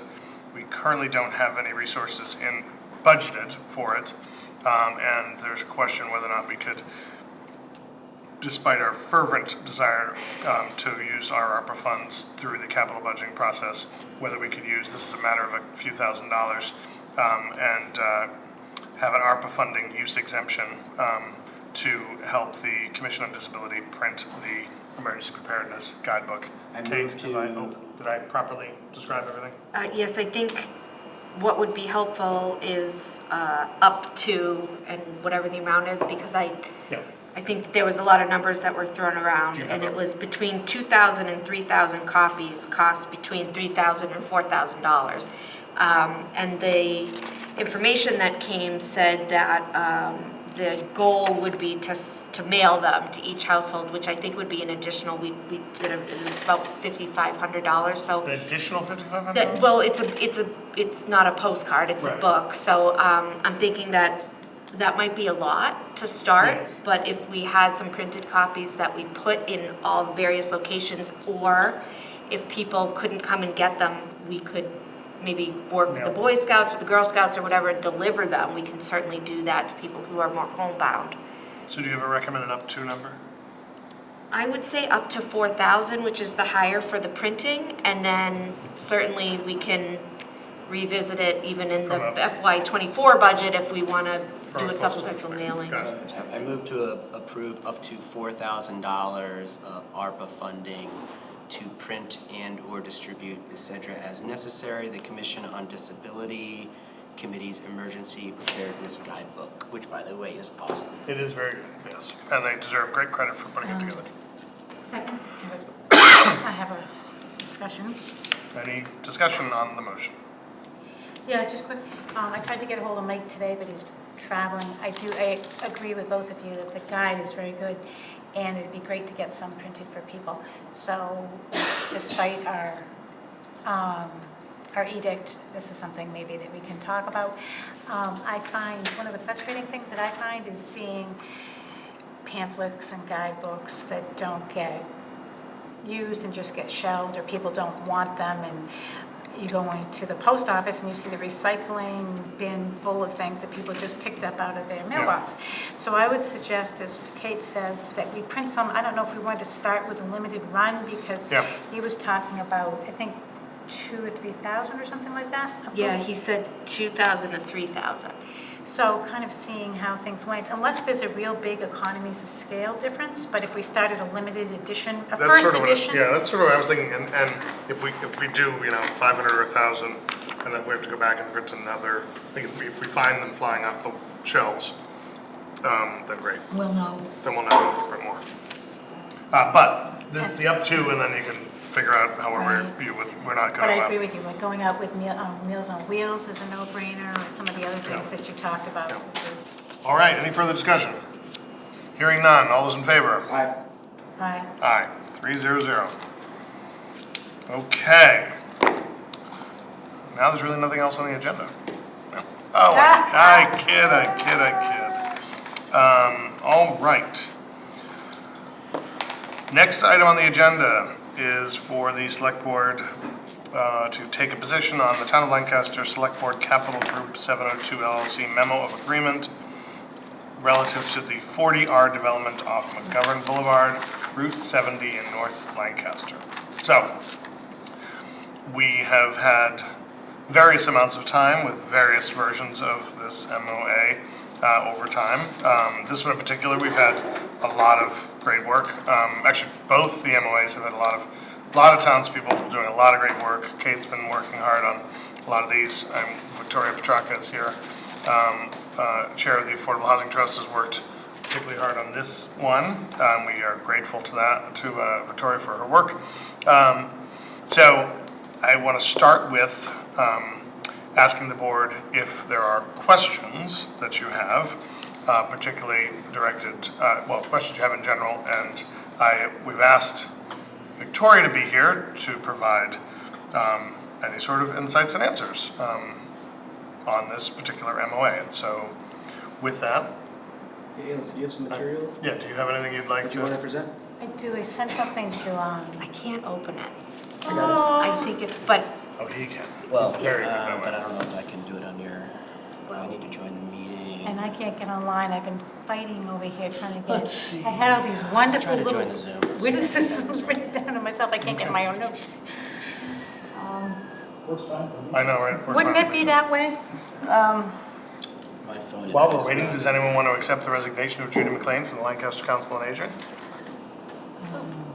I'll make a motion to accept the resignation of Judy McLean from the You just signed Lancaster me out. Council on Aging Seconded. Second. Okay, discussion. I know Judy and you worked together for a long Yes. time. I served with Judy for over 10 years. She was actually on the hiring committee, and she was a wonderful asset to the Council on Aging. She also has served the town in the Treasurer Collector's has, Office yes. and many other capacities, and I'm sure she'll continue. We can't hear you. Oh, I'm sorry. Not well, or no? No, we're muted. Oh, Okay, so we're in the process of considering the resignation of Judy McLean from the Council on Aging. made a motion, and so And poor it has been Judy couldn't seconded. hear all the nice Oh, things. I was just saying thanks to Judy for all her service. I worked with her for 10 years on the Council on Aging. She was a fantastic, very active member. Also, in the Treasurer Collector's Office, she's done a lot for the town, and I'm sure she will continue to do so. Great.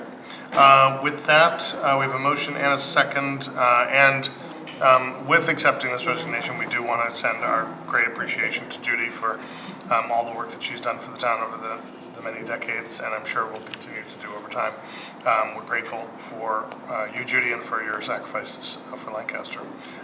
So with that, all those in favor? Aye. Aye. Aye. 3-0-0. I'm gonna try to share my screen. All right. Aha! I was just about to get to the mystery of who's going to take Judy's slot on the Council on Aging, but we'll have to take that up later. All right, Alex, just let me know when Appointments. when to go to the, oh, sorry. All right. So, Alex, we are on your comments section for the Could you 40R because I got to pull up I sent Kate the wrong ones. I told her I'd sent her 2, but only 1 made it through. So what are you asking? So, well, here, I'll try to go, okay, nothing, all right, I'll try to Okay. do it. So, I have, first, I would Those like. are both, okay. All right. So these are going to be on both. This is on both, and I put together some slides in an attempt to try to be a little clearer and more concise. I want to echo Steve's thanks to everybody that's worked on this. Staff, the MOU committee worked really hard, and I was really impressed. Jason, I know that I did not support the MOU committee as a concept, but your work was excellent, and it worked hard. And Victoria's Affordable Housing Trust work is, from inclusionary zoning to this and others, is excellent, and it's made Lancaster a better place.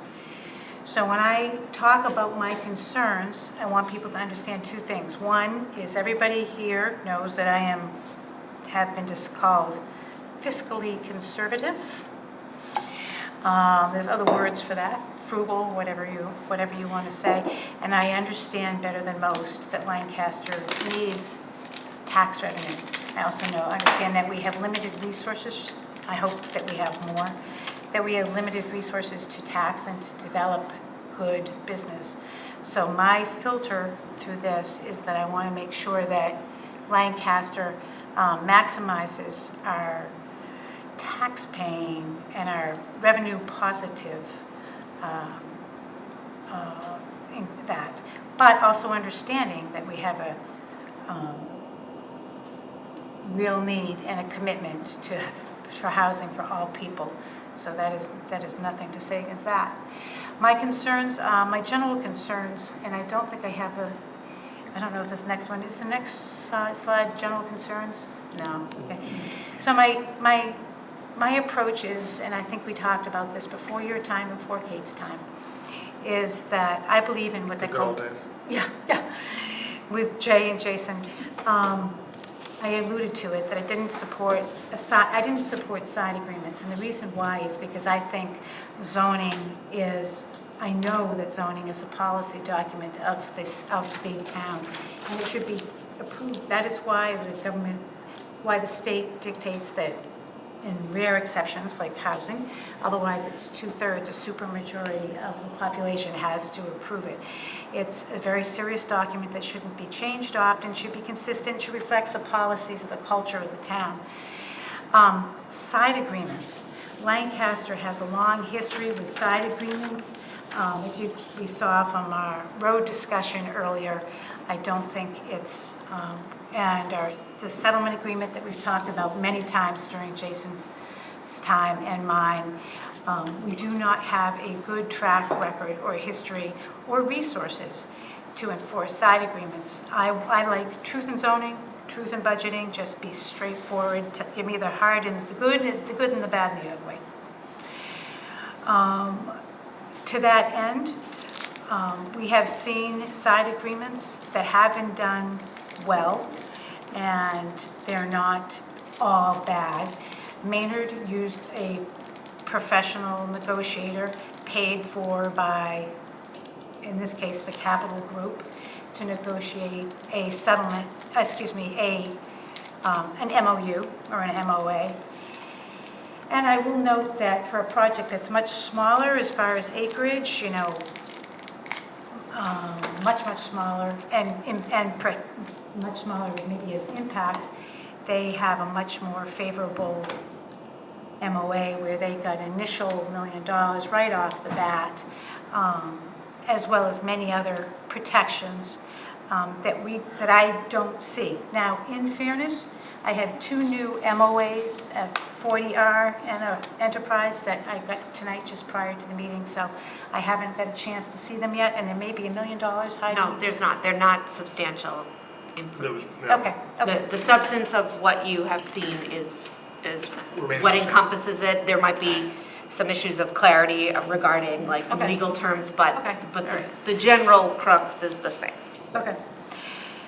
So then my concerns remain that I did ask as a policy through the chair to Kate, but heard back from the chair. I did have some of my questions, like one of my biggest concerns is the arbitration clause, because as I have heard from our counsel in the past, not our current counsel, but past counsel, and friends of mine who are in the profession, that arbitration weakens our ability to defend ourselves, and we already have a bad history with that. When council reviews an agreement and helps draft it, they do so based on our discussions for regulatory compliance, to make sure that we're legal, to make sure that we're protected. And we did not hire them as a negotiator, although that can be done. The negotiator for Maynard happened to be a lawyer. The settlement agreement is one of the things that has given me a lot of pause, not only because I was on the board that failed to close that, despite repeated requests at the time to our Capital Group and to our administration, but also because it is a testimony to whoever's fault it is. I'm not placing blame on whether this was the town's fault or whether it was Capital Group's fault. The fact is that we were not able to bring the settlement agreement to close it, bring it to fruition. The initial agreement was extremely I did not like the agreement at the time because I thought it was it didn't serve the town well. In exchange for, as we all know, in exchange for paying back taxes, Capital Group was allowed to purchase some parcels or I should say, Steve Boucher, not Capital Group, was allowed, Sterling-Lancaster LLC, and later Capital Group was allowed to buy property which was which had a lot of sand on it. It was valuable property. In exchange, we were getting back environmentally sensitive and rich land that this was negotiated primarily by the Conservation Commission. And that never came to conclusion. When I've sat at the table and closed real estate in the past, it's been a matter of both interactions taking place at the same time, or at least similar time with some escrow. You give the bank or you give the owner a check from the mortgage company, you get a title to your land, they're recorded in close proximity. We ended up giving ours, and we got lots of promises, and 4 years passed, and we did not get anything. I understand that's being addressed in the settlement agreement, but not in a meaningful way with a lot of loopholes. So those are my general big concerns. Next slide. You're on single point of contact, go back, I guess, is it? Go back? Back was the. Oh, no, I'm sorry. So I'm Slide? sorry about This one that. here? No, you're right, Jason, I'm sorry, correct. Go, if you go think back you- to the one you just were at, page 2. This one? Yep, Oh, yep. okay. So I'm sorry. So the MOA, enterprise MOA, that's what I was calling the master and the major MOA, refers to a single point of contact. Do you want to, I'm glad to let you meld the two. I just didn't know if there were slides there particular to the 40R that you wanted to go over first because we're considering that first. But otherwise, we can go through all of your slides. They are, but they're pretty, That's fine. now that I've given my big thing, I think I can just fast talk it. Is that okay? Do whatever you need to do. Yes, okay. So, and I apologize, I wish we had been able to discuss this earlier, but I know everybody's been hustling to get this done, but we are a week out from the town meeting, and this has a big impact. So, it's the enterprise MOA, and please stand to be corrected on these as we get done, but my understanding is it might still have a single point of contact, a person who is the conduit for the town. This is going to be a lot of work. There's a cost to that. How does that person get their direction or oversight or people? This is certainly going to burden staff. I think that this could be something that is, if we decide to go with this route, something that may want to be funded as our bylaw allows through the town, because this is going to be paid. We have a bylaw that allows for that, but that's it will be a big burden to the person who takes it on, whether it be, I'm assuming, Kate or the building inspector or somebody else on staff. Frank spoke to it in a public comment. I believe the 120-day permit completion time, which is tied to funding that was referred to in the financial analysis that we sent out, is completely unreasonable. Knowing the time it takes to just publish a hearing and get things going. Even the recent Jones Crossing, which had been permitted before and was timeline, was for no fault of the CPA, it was because they did thoughtful analysis and talk and so on. That took 5 months, so it was over the 120 days. And tying the Affordable Housing Trust, the building inspector, anybody else to that 120 days is not something I can accept. The same goes with the environmental and health risks. We've talked about the Board of Health, the ACEC, the Concom. They should not be under that kind of pressure. It's unfair to the staff and to the volunteers to provide that kind of during that time frame. They cannot publish and get back information and do their due diligence. Let's see. The base assumptions, recitals are base assumptions. At the front of the agreement, I don't know if this has been changed or if it's not going to mean much to a lot of people. But it says, the way I read it at least, it says that they are done, that they are vetted. Studies such as traffic, open space, and other matters have been identified. And it sounds to me, I took the impression, I could be wrong, that they were resolved. Have we concluded these or not? I hope we haven't. If we do, we need to have a plan. Because we've promised residents that they would be afforded the pleasure of regulatory process. So Jason, I think. Next slide. Yes, please.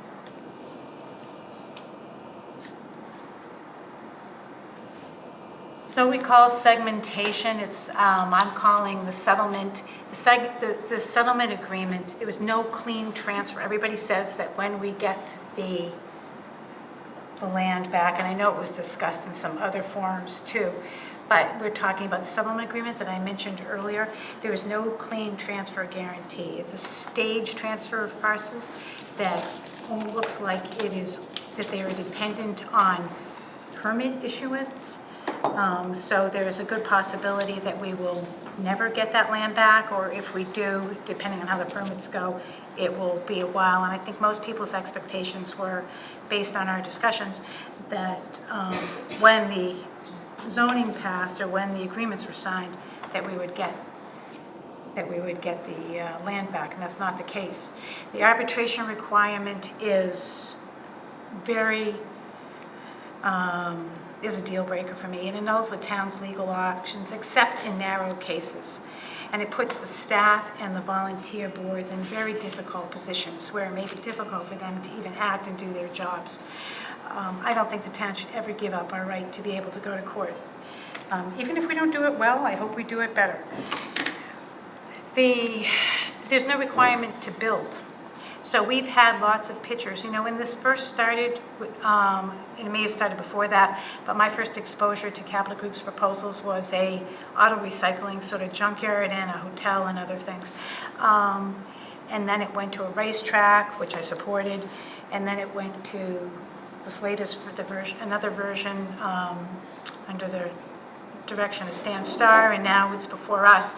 But right now, we're looking at enterprise zoning. So enterprise zoning means that you could get soccer fields, solar farms, junkyards, the other things, or we could get lucrative, you know, money warehouses and other things. So we don't know exceptionally. We don't know what we're going to get. There is some discussion in the capital in the concept plan, but that the planning board, but the guarantees and what it will bring us for taxes. I'm all about show me the money. I want us to know what we're going to get. Could the capital groups or tenants negotiate a TIF or other tax abatement?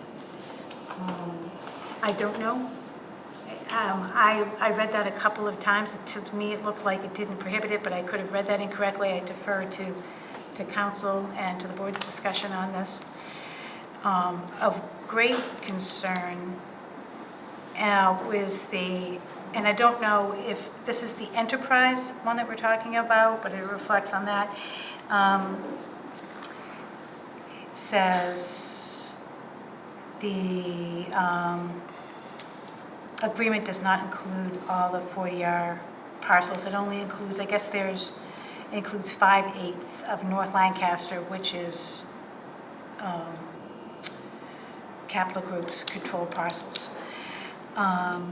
MIPA's reviewed this area, the front part of this area, in 2020, and they cited many factors that could make this new proposal difficult or unfeasible. So we have to get through, and there's now even new ones. We need to make this free. 40R, and we don't even, I'll just read these quickly. The 40R, Next one. no, don't worry about it, because they don't go. I don't think you have to, because You went to the trouble of making them. yeah, but they're not the right ones, so it's gonna be confusing. The 40R MOA is a much better MOA than the enterprise one. The FinCom materials, the things that have been negotiated is based on 146 units. I have talked with Dick about this, I've talked with Victoria. The state letter says 339 units. And my reading and discussion with the state is they give some allowances for infrastructure, but as Victoria aptly points out, you need a lot of infrastructure for units, so perhaps it's not going to be 339. The developer says they will build a max of 146. My concern about this is there are a lot of parcels that are not included there's not a lot of parcels that are not included in this, in the overlay, not a lot, but there are parcels that are under other ownership and or this ownership, but are not included. And that's the 5 parcels up front, 7 in the back. Wastewater treatment is going to take a while. Wastewater, we need it, everybody knows we want it, it's good, but we just need to understand that that is a key to the issuance of the first building permit. It's good, but it's time consuming. I don't understand exactly the car wash. I think it's a nice amenity for a lot of people, but in the ACEC, and the Water Resource Protection District, I think it could be difficult, but that's something to discuss. This is a maximum and a minimum. It's 146 houses up to, if we were able to defend and do this with this, would be what the Affordable Housing Trust is basing it on, I believe. But if they don't do 146, and this is a question for the Affordable Housing Trust and others, is there anything to ensure that they do that? And if they don't, does it leave us short on our safe harbor?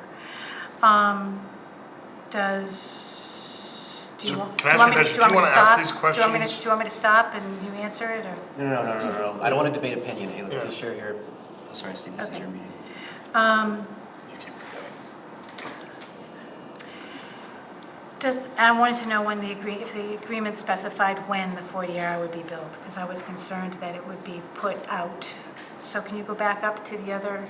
Which one? The previous one, page, the 40R, Emily was, yeah. The trail connectivity is only guaranteed if the expansion is approved. And that means, my read of that is if everything is permitted, the buildings and so on. So having the trails may not happen depending on if everything doesn't get built. I hope it does, but people need to understand, just like we were talking about with the roads earlier, I always prepare for the worst, look at the liabilities, and then look for the best. So I do hope that happens, but it's a question. The agreement not to build 40Bs applies to the project area, which is the EZ and the 40R areas. It leaves out, there's a parcel up north, the parcel that we talked about the other day, that was, people referred to it as a boot or something like that. So if we don't get into safe harbor because we don't get enough of the units built, this is out of the agreement not to build 40Bs, so could it come back again as a problem for us? The problem of no industrial use by the signees. So North Lancaster LLC is Steve Boucher. The Capital Group is 702. Who owns what? Does this apply to both of them? And I know that there's some options to purchase and some that are being done. So that's a question. All right. Next slide. Obviously, I had a note to self. Shouldn't have said one of that. What I titled it was legal opinion needed. We have the last clause of the 40R MOA needs a legal opinion because it says, and I know that despite applying all best efforts, how do you define best efforts? I mean, is there a legal definition of this? Because this is sort of the escape clause, get out of jail, whatever you want to call it. How does the town defend against this all best by? In cases such as earth removal, we talked about, or other things, we've talked about bonds or performance guarantees or times. Is that something that we could do or should do in this case? I believe we should to protect the town. Do you have another slide? Okay. Unanswered questions. Unanswered questions. So, again, this was before I got these, just before coming in here. The MOU still has some missing key references, blank spaces. There's a delay on the 40R initial project until permits and approvals have received. I'm hoping that this has been addressed. I want to see the 40R built, so I don't want obstacles in front of that. Do agreements prohibit other warehouses from being built in the 40R district? Because there are, as I mentioned earlier, this only covers, the 40R agreement only covers a small portion. Well, it covers 5, I guess, of the 12 parcels. Is the PAA, which is the Permit Approving Authority, still the multidisciplinary board, which was comprised, or has that changed? And are they responsible? Because I know there was some talk about it becoming the ZBA, but I don't know if where it is right now. This is repetitive, but it's important. The legal benchmarking for performances, for dates and bond. And where are the up-to-date records on the option to purchase? Whenever you enter into a contract with anybody, my personal real estate transactions, anybody else, we need to prove site control. So those are my concerns. Some of them are minor in nature, some of them are major, but that is the summary.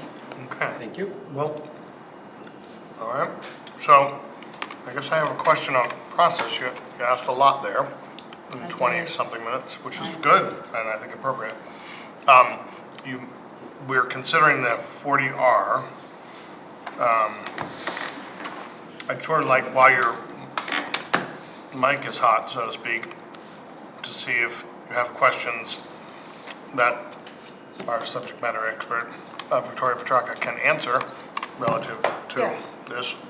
And then Jason, if you have any questions of the same, we can, are you okay if she goes first? Yeah, Any questions answered? absolutely. Victoria, would you mind podiuming up? And if you have questions about the enterprise, Oh, yeah. feel free to ask. Yeah. Ask you? We were gonna have Jason and or Kate, depending on what the question was about, on the enterprise. That's why we were trying to cover these both separately, but I appreciate the globalistic approach. Well, So, some of them are related. So, Victoria, do you want me just to ask, how do you want me to do this? Do you want me to just ask the questions? You saw them? Or do you want to take them? If you want to ask questions that are in your presentation or otherwise, I'll do my best to answer them. Okay. So, thank you. So the MOA has the 5 parcels up front for the 40R. 7 of them are not covered in the MOA because they can't, because they're either different owners or they're owners that have chosen not to be that. Can I stop Is you there a right question? there? Can I stop you right there? Sure. Okay. So just to clarify, there are 13 parcels. One of those parcels is McGovern Boulevard. So that's, I think we can agree that's an unbuildable parcel, right? So that leaves 12.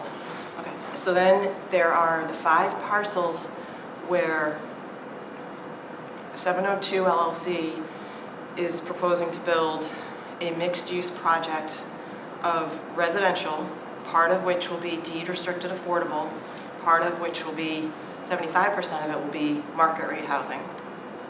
It's all rentals. The town receives credit for all of the units. It also has a retail component in it. That's what's pinpointed in here that we expect as a deliverable in the MOA. They control several other parcels. So that's why I wanted to stop you right there, because there are other parcels that are owned by the same Sterling-Lancaster LLC that are controlled by 702. And then there are a couple of parcels that are owned by other entities. There is a parcel that is owned by Steve Harper. That is, there's contested ownership on that. The town shows it as owned by Steve Harper, and it's going through a permitting process for a non-residential use. There is a parcel owned by the same entity that owns the Dunkin' Donuts parcel. And there is a parcel that is owned by the same entity that owns the service station and convenience store. So that's I just wanted to be clear, because there aren't multiple, unlimited, various landowners, and it's pretty tight on the ownership side. No, so, and I will preface this that when we talked earlier, and I said, I think the concept plan that you have, that the Affordable Housing Trust, not you, but the Affordable Housing Trust has put forward is very good. I like it. I like the 146 units. I like the rentals concept. I like the mixed-use retail. And I understand you're concerned about the offsets for infrastructure. This is I think it's an unpopular opinion, being worried about liability or safeguard or the ability to perform, to make sure that this comes to fruition, unlike some other things. The other thing is that I know that, we all know that there's a housing shortage in Massachusetts in general, and people say, oh, they would never tear down X, Y, Z to become housing, when we see all the time, you know, typically in more urban areas where land is more scarce and more valuable, but there'll come a time when, you know, people tear down things for lower value buildings to put up bigger values. So my question about the control was to protect the Affordable Housing Trust, to make sure that you get your vision, and also that this doesn't get sold to, say, like an Avalon developer or something, and Avalon will come in and build the 336 out in a way that is less thoughtful than what you have constructed, so that what you have planned for. So that my question about control was a concern about that, and how do we put in some safeguards to make sure that your plan is actually realized. So let me stop you again right there. When you say 336 units, I think we've been over this many, many times now. Yes, but just for anyone watching tonight or who watches the video, the 336 units are the future zoned units, and that's the calculation that DHCD uses to figure out which tier Lancaster fits into for our zoning incentive payment, otherwise known as the ZIP payment. So it's not a number of buildable units. It's based on the spreadsheet that they give every town that wants to build a 40R district. It's on our website, and it is the developable acres times the density times any coefficient you might have if you are requiring mixed use, which we are. So that calculation does not take into account, and I heard you say it again tonight, Alex, that maybe it does. I can't be any more clear. It does not take into account parking, sidewalks, setbacks, infrastructure, and all the things that make a development viable that we want and the developer wants. So, and my understanding was that it did. So you need to show us, Alex, when you say that, you need to show us in the spreadsheet where it's math. I mean, it's either, it's a spreadsheet, so there are columns with mathematical calculations. So if that column is there and we somehow have just not seen it, it would be like super helpful to It's just, and I sent you an email from DHCD, but from Bill, my understanding is that they know that you may not maximize. They realize that you may not get to that. You can't, it doesn't fit. You can't, there's no room. But they were talking about things such as underground parking and, you know, expansion and other things to maximize it. So 146 is a number that the Affordable Housing Trust thoughtfully crafted in order to attain our safe harbor. And it works. Could the other parcels be built on and have things? Okay, so let's go through them. So the 146 are on the parcels that are listed here in the agreement, okay? That's where they're gonna build. So we have control over, you know, where that's gonna happen. Then there are 3 other sites that are also owned by North Lancaster LLC with the options to purchase in hand with capital. We have a letter that we've just received, and I'm in the process of posting on our website, just got it, that gives Capital Group's intention for their vision for the rest of the site. It does not include any other housing. Then if we're just sort of moving up through the 40R, adjacent to that is the Steve Harper parcel that is being permitted for non-residential use. Okay, and then there are those other, one extremely small parcel with a well on it, that it has the well that goes with the service station, which is why they own that. I'd be quite surprised if they wanted to put housing like adjacent to the well for the service station, but there's 2 other parcels right there that total oh, and by the way, that parcel can only accommodate, I think it's 1 unit, the well parcel. The other 2 can accommodate 50 if there's no infrastructure. Sorry, my computer is melting down. I just want to make sure that, It says installing updates for Zoom right now. That's funny. let's see, is somebody on? Everett, are you on, Chief Moody? Can you still hear? Anybody? Okay, Perfect, I thank you. apologize, thank you. I don't. Okay, so the maximum number on the DHCD spreadsheet for those 2 remaining parcels, it's, I want to say from memory, it's like 30 and 20, so that would be 50, and that would be without any parking, any sidewalks, any other, you know, those infrastructure requirements under 40R. Sorry to make you talk. I know you're- No, it's okay.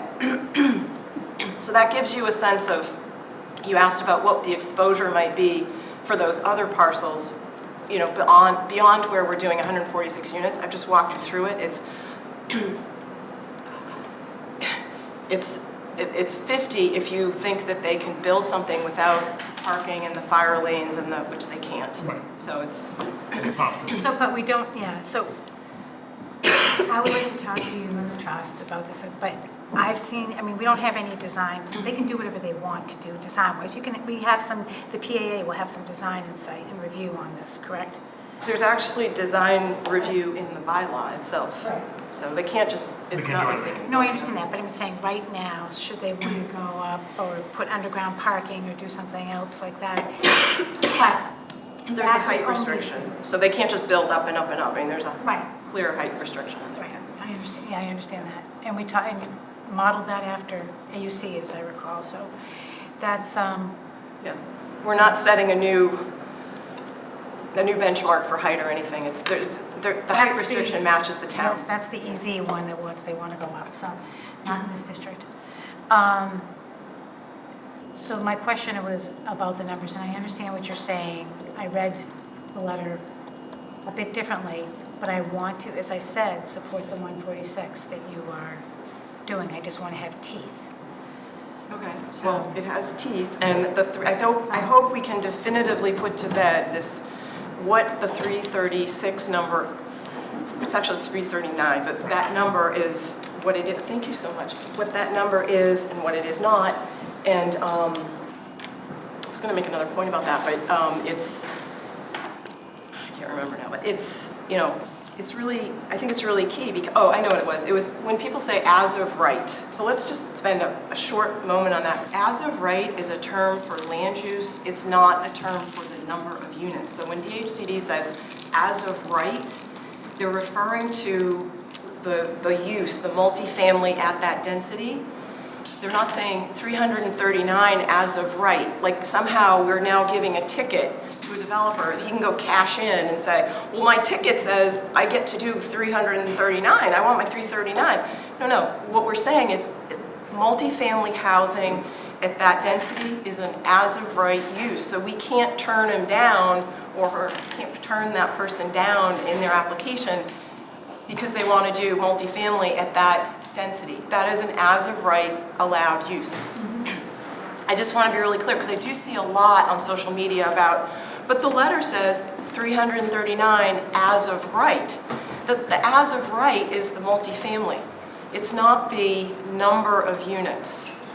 And I understand that, you know, maybe that's not intuitive to people, but the as of right is a term for the land use, and it's not if we said, you know, if you read what's allowed in the bylaw, those are all as of right uses. So.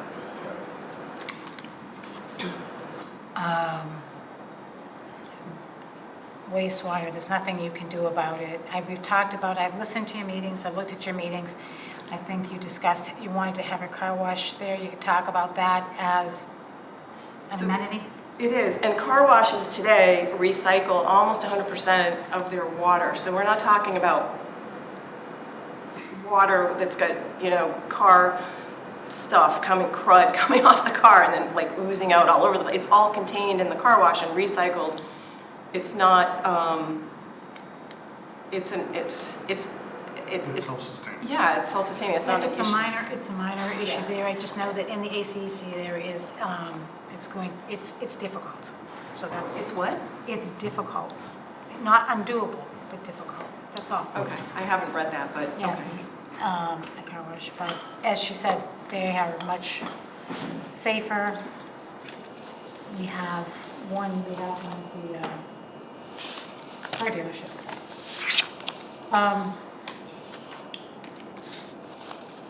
Let's see, is there I don't any? believe it's in the ACEC, just to clarify. Okay. It's not in the ACEC. So question, what assurances are there, you know this, you know the 40R MOA better than I do right now. What assurances are there that if they do not build 146, in other words, if they build 140, and then they say, oh, we didn't make it to 146, so we didn't meet this agreement, so we could still do a 40B up over here. So the MOA, as far as 40B goes, the MOA prohibits 40B anywhere on the property. So that includes what's referred to as the site, which is those 5 parcels that we talked about, where they're building 146 units. It includes the rest of the 40R, and it includes the rest of the whole property. And we will make sure that that exhibit includes that parcel that you were referring to earlier that is off by itself to the north. So it effectively locks out 40B. It has a caveat that the Housing Trust requested, which is unless it is a friendly 40B that the town wishes to pursue in partnership. But unfriendly 40B is locked out, closed, put away, not permissible on the entire property. So if you could include that parcel that is not included right now, up in the booth, that sort of, whatever it Yes, is, whatever that you will wanna be call it. shown in Exhibit A on page 1.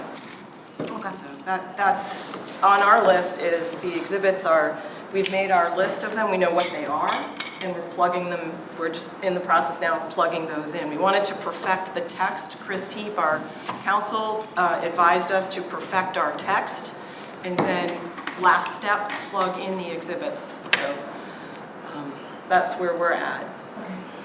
Does the agreement talk about when the 40R is going to be built?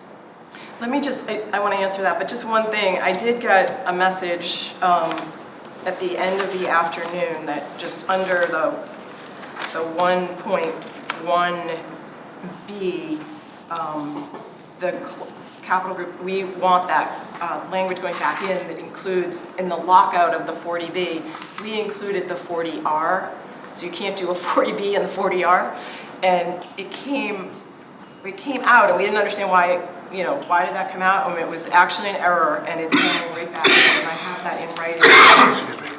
You want me to, I can actually read it. It says, the owner agrees that it shall not develop, apply for, permit, or construct any dwelling units within the portion of the North Lancaster Smart Growth Overlay District located outside the site pursuant to MGL Chapter 40B, Sections 20 to 23, unless such project is permitted as a local initiative project, AKA a friendly 40B. So that is even stronger language that I asked for it, I got it, it's going in, and it came in at the end of that. 7:18 p.m. There it is, 7:18 p.m. So it's even, it's getting better, it's getting better. Anyway, that is what I wanted to add to our conversation about 40B. You moved on to another question? So the site being your 40R district, the enterprise zoning, and then you will include that discontiguous parcel. Yep, I have it right here. I'm making sure it's on our Exhibit A. All right. Getting back to that, we wanted to get this built. I don't see anything that has any kind of performance guarantees or deadlines. So when will it be built? It'll be built concurrently with their application for their first enterprise rezone project. So initially... That language just came back this afternoon as well. That's right. We made sure that We made sure to put that right back in. So one thing that they kicked back was they wanted us to wait. They'll say they wanted us to wait until their permits and approvals were secured for the enterprise projects, plural. And that is a very large parcel that will take years to permit, and I didn't think it was very fair to the town and its residents to wait. And so that was a deal breaker, and we made it known, and it was modified at our request that they will pursue on a parallel track with their first permit request, the 40R. So it will be delivered in a concurrent fashion so that we're not sitting on our hands for 5, 6, 7, 8 years waiting to see how their permits go over on the other part of that site. So, so good work. And it sounds like when the first permit request, so if they decide to do anything that's allowed up there, warehouse, soccer field, whatever, the first thing that they ask for, they will start the 40B, 40R. 40R. Excuse me, sorry. So it's on a parallel track. So they're as they submit a permit application for the first portion of their logistics center, their distribution center, we are expecting to receive a simultaneous application for 146 rental units and combined with mixed-use retail, as per the MOA. In the concept plan that was delivered to us, not a new thing off yonder, but in the concept plan, as we all understand, will be in those 5 parcels that are identified. And just so you know, Alex, the clause that was entered in 4:17 p.m. today, owner shall pursue all necessary permits, orders, and approvals for the 40R project and actual construction of the 40R project contemporaneously with its permanent and construction of the enterprise project. So the MOAs are linked together. That was our language, and it was accepted today. And it was accepted. See, all my concerns are getting addressed today. Okay, so let's see, promise of no. So there are the parcels that we talked about that are not bound by the housing, 40R. Is there any promise? I'm hoping the answer is yes, and it came in at 517 or something, right? But the promise of no industrial use on parcels controlled by the signees, and are the signees, who are the signees, just to be The signees on our side are the select board and the Affordable Housing Trust members. And on the other side, it is Sterling-Lancaster LLC and 702 LLC. So you have the current landowner, Sterling-Lancaster LLC, and you have the entity that owns or has the option to purchase. Okay. And And I this know it does did transfer with, it's recorded agreement, and it transfers to future owners. Okay. And should a limited liability corporation dissolve or something, it still stays with the parcel? Yes. So we negotiated that back a couple of weeks ago where we said it doesn't die with the company, that it stays in perpetuity and will go on to the other owners. So that's in there. Okay. I don't know, see, that's not specific to affordable housing. Hold on a sec.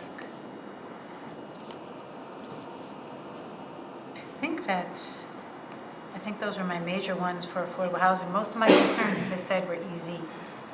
Okay. Before you walk away, Yep. do you have any questions for Victoria? I do not. I do not. Thank you. Now you That can means walk. we're done with the. We are done with the 40R. Yes? We're done with the 40R, Okay. yes. Okay. But I have the major overall concerns, but not with the 40R. I think the Affordable Housing Trust has done a great job. Yeah. So, Mr. Chair, if it's okay, maybe Alex can continue and yeah, of course. get everything Fine, out. easy. That way we get the overall. So we will not vote on them one at a We time. can, if there's nothing else on the 40R. Nothing other then- than 40R. Oh, I see what you're saying. Well, because my concerns relate to the overall issue, like the performance bond and guarantee and that kind of stuff that we could talk about. So I understand what Victoria's saying, the 40R, but there's some general concerns that I mentioned. Then let's roll right into the, Oh, no, so let's, I would, Mr. Chairman, if it's okay, I Yeah. would say that we close out item 4, and I would move for the select board to approve the Lancaster Select Board Capital Group 702 LLC memo of agreement relative to 40R development off McGovern Boulevard, Route 70 in North Lancaster, subject to any substantive, not subject to. just subjects. No, what's the terminology here? Just subject to. Administrator Hodges? I heard that recently. Where have I heard that? I know it. Basically, what's the language for the select board to One more time? approve it, but allow, Affirmative action, but allow you to make any non-substantive changes? All right, so let me retry to your my next motion meeting. here. And give you some So advice. I move for the select board to enter into an agreement with, or to approve the 40, I move for the select board to take a positive position on the Lancaster Select Board Capital Group 702 LLC and memo of agreement relative to 40R development off McGovern Boulevard, Route 70 North Lancaster, and allow Town Administrator Hodges to make any non-substantive changes for the document. I'm going to second it for discussion. Okay. Any discussion? I'm assuming there is, since you said you want to second it for discussion. I'm very, very good that way. Yes. I think that the discussion has been very helpful. I appreciate Victoria's clarification, and I also appreciate Town Administrator Hodges' recent updates and improvements. It sounds like a better agreement than it was at 617 now, or 17, or whatever. This is rapidly changing. I still have agreements. Oh, sorry, I'm tired and I'm looking at this. I still have concerns about overall things that may take, I am not going to support it, not for the intent, but I need to read and get some other answers, So can I ask you, for purposes of discussion, can I ask you, if we weren't to vote on it in this moment and we were to wait till later in the meeting to answer all the easy questions, do you feel you'll be comfortable at that point to vote? Not tonight, no. Okay, so no. No, but I would like to have another meeting or talk about this more, and I'd like the chance to read it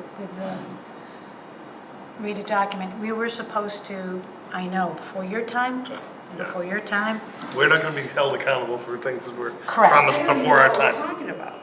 No, I'm just saying, we have Join the club. long talked about having this and putting these things out, and not, that's been out and so on, but we are moving at such a rapid pace right now. So I need to read things before I sign them. Agreed, understood. So I would just suggest that the vast majority of the work on the 40R has been done. Yes. And locked in.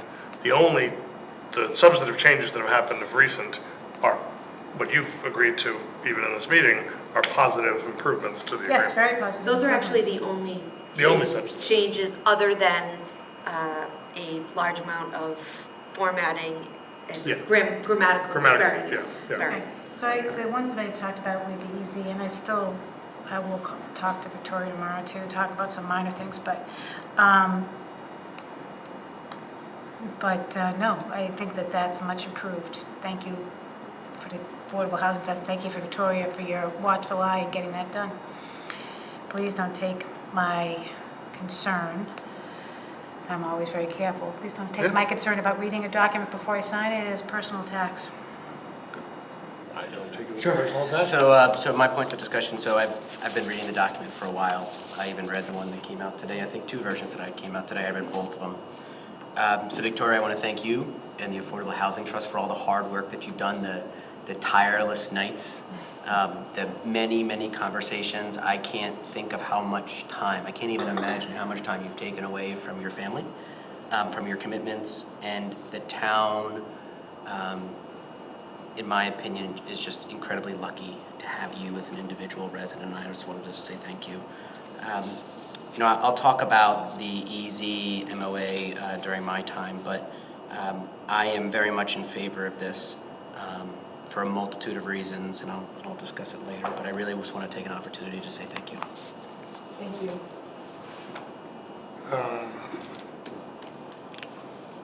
I also want to take the opportunity, as a member of the Affordable Housing Trust, although a new member of the Affordable Housing Trust, to thank you for the incredible work that you have done. And thank Kate, everyone who's participated in this process for the 40R.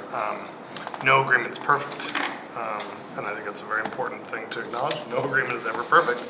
Our Constitution started with, in order to form a more perfect union, admit that even that knew that we were starting from a flawed document, and even had their first 10 amendments already ready and lined up.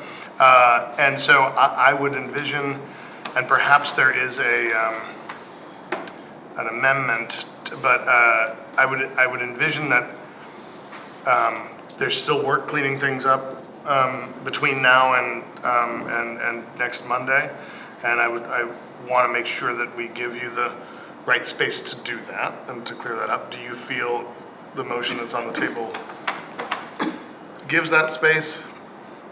And I would say that if there are substantive changes, we do have a meeting that is posted that we could, if we felt we needed to affirm any substantive changes. I feel like we need to, I do feel like we owe it to the townspeople to leave this meeting with a vote, one way or the other, that can be updated, I believe, in the meeting just before the special town meeting. So do you feel like you have the support in the motion that exists to make the change? Yeah, and I think just for clarity's sake, when, much like Spec Pond, you know, now we'll go back and we'll have the video. Right. It'll be much more helpful if Yes, they indeed. have that in the 30s. But effectively, I don't believe there's any clauses that we're going to be adding or deleting whole sentences. That's what I would consider a substantive change, and I would highlight and bring that forward. There are a lot of just sort of grammatical and spelling errors, and there's... We can tune it up to get it to the... Right, so I don't think that you're signing any document this evening. Exactly. But yeah, that would be what I consider a substantive change, adding and deleting whole sentences. Well, so if there's any of that, you will be notified. My hope is that if this motion passes this evening, which I have a pretty good suspicion it may, that we'll all continue to be resources and reread and get smarter on this every day. And maybe by the meeting just before the special town meeting, we'll be able to vote unanimously to send an affirmative recommendation to the town. But there is a motion on the floor. I didn't. You looked at Boy, me. I'll tell you. You looked at me with eyes requesting Someone a to talk vote. about a video. Get the clip where he handed me the gavel, and then he'll stop with this stuff. You just pointed at me. I looked at you. I I didn't even say all those in favor. I All want to those see in Monty Python favor. where you're wrestling that gavel. Getting late, folks. All those in favor, say aye. 10-10, but Aye. Opposed? Aye. Oh, aye. No. Ha Opposed. Never mind. No. I tricked you up. So a no and an aye. So 2-1-0. Go forth and clean up. Get us ready. Thank you. Incredibly well done. I hope you feel better. The floor remains yours on the easy. And those you are inquiring of sit to my right. Jason O, subject matter expert and enterprise zoning, right? MK. Oh, No. Jason claimed it. Jason is. You're all gonna learn how little I know about tonight. He's kidding. Just want to be very clear. Hit it. So you've seen my concerns, Jason. And again, the agreement standing on its own without anything, I think is better than this agreement, primarily because of we don't get anything back for it that I see. We don't get that millions of dollars that Maynard got, million plus it's bigger. And we lose on arbitration. So that is a big concern of mine. The single point of contact, the burden of that, maybe that's something that we can work out where we can have capital group fund that staff time, or that's going to take, that's not an unreasonable request. So I just wanted to say where that came from, because we dug into that a little bit when we met. So admittedly, this one has changed hands a little bit. The single point of contact. The single point of contact piece. And the idea of how many times and how many different faces have been involved has been a source of confusion for both Capital Group and the town. And so the idea was not that they can only go to one person for permitting, and they can go to any of the regulatory boards, and in fact should, and work with staff for that. The idea is the point of contact over disputes or questions regarding the MOA. That's the point of contact. So it's not that, if the point of contact is Jason, that any time that they want to inquire about the status of a building permit, they go to Jason. That isn't reasonable. And so I don't think it's as heavy of a lift as it reads. And if it reads like that to others, that's a good thing to know, so we can flag it and fix it. Yeah, Yep. be more clear, because it really is the single point of contact for, A particular piece. for any question, dispute, or clarification needed regarding the MOA. Right. Okay, Alex, on behalf of the planning board, could I briefly interject? well, I'm not the chair, Steve? but Yes. Jason's the chair. No, I'm kidding. We're trying to implement items, the first 4 items in that clause in the planning department generally, so that all the information that they're asking for is available for every applicant. It's a process that we want to have. Yep. And I would assume a single point of contact would usually be the planning director or the building inspector. Correct. Thank you. It just where it read as a single point. You mentioned. Can I follow up on the, when I spoke to Capital Group, they talked a little bit about that, and I can tell you what they told me. Their words. When we call, we want someone to pick up the phone. Literally what they said. So if you empathize with the developer, like you tried, not empathize, not sympathy, you think about what their challenges are. They just wanted to make sure that when they needed something, somebody to talk to, that somebody would pick up the phone. That was it. Well, hopefully we do that for everybody. Well, it hasn't always been the case here. Yeah, so. So it seems you have an opportunity to clarify the language. Yes. Perhaps. Fantastic, but the intent is there. Yes. Unreasonable deadlines, 120 days in the private sector may be reasonable, but it is not given hearing deadlines, permitting, notifications and that kind of thing. And I noticed, at least in the version that I saw, maybe it's changed, that was tied to some incentives. So this one I can, this might, you go ahead, it's your turn. So I can share my opinion. Yeah. This is an incentive. I want to make sure you're characterizing it appropriately, which is it's not a deadline, it is an incentive, which we may or may not achieve. And if we don't achieve, we don't get the money. And that's that, right? I think that if a developer wants to pay us more for going faster, if we can, that's in our best interest. For example, if you do a simple Google search of expedited permitting, all throughout Massachusetts. All throughout Massachusetts, not uncommon at all. So we may not like the sound of it, but we need to accept that it's common, and it's only an incentive, not a requirement. So that, actually, I'm going to follow my own rule. He said what I was gonna say, so I'm not gonna, there's no need for me to repeat that. So, I support the whole concept of expedited permitting. In fact, when dinosaurs roamed the earth and Steve and I were on the board, I suggested the Community Development Planning Office as one-stop shopping, so we could make sure that businesses and residents received quick, expeditious permitting and excellent service. And I think it has done, I think it's improved. We could go a long way.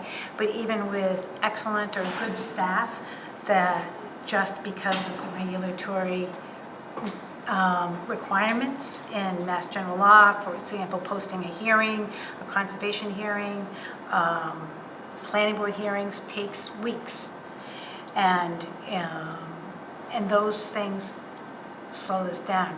So I think it's an unreasonable deadline because when we... It's not a deadline. I understand that. It's an incentive. Right. But the point... that's a very important But the word point is, distinction. when we are looking at that, when we're factoring these incentives... We did not factor we're the not factoring incentive. it. No, but when we're factoring, I'm not saying, not into the, I'm not Okay, talking about okay, them. yeah, No, I yeah. know what I'm saying. And I should, so when we are sitting there and we're looking for every last penny, like we, let's face it, are always going to be, right? We're going to want to make those incentives. And I think it needs to be a more reasonable time period in order to make that possible for us. Or just strike it and don't put any incentives in there. Completely appreciate your opinion. Yeah. I get it, I get what you're saying. You think it should be longer? Cool. Yes. And I think that puts undue pressure, as we say to Board of Health and Concom and everything else, which is my next bullet. You know, come on, let's hurry up and make a decision. Sure.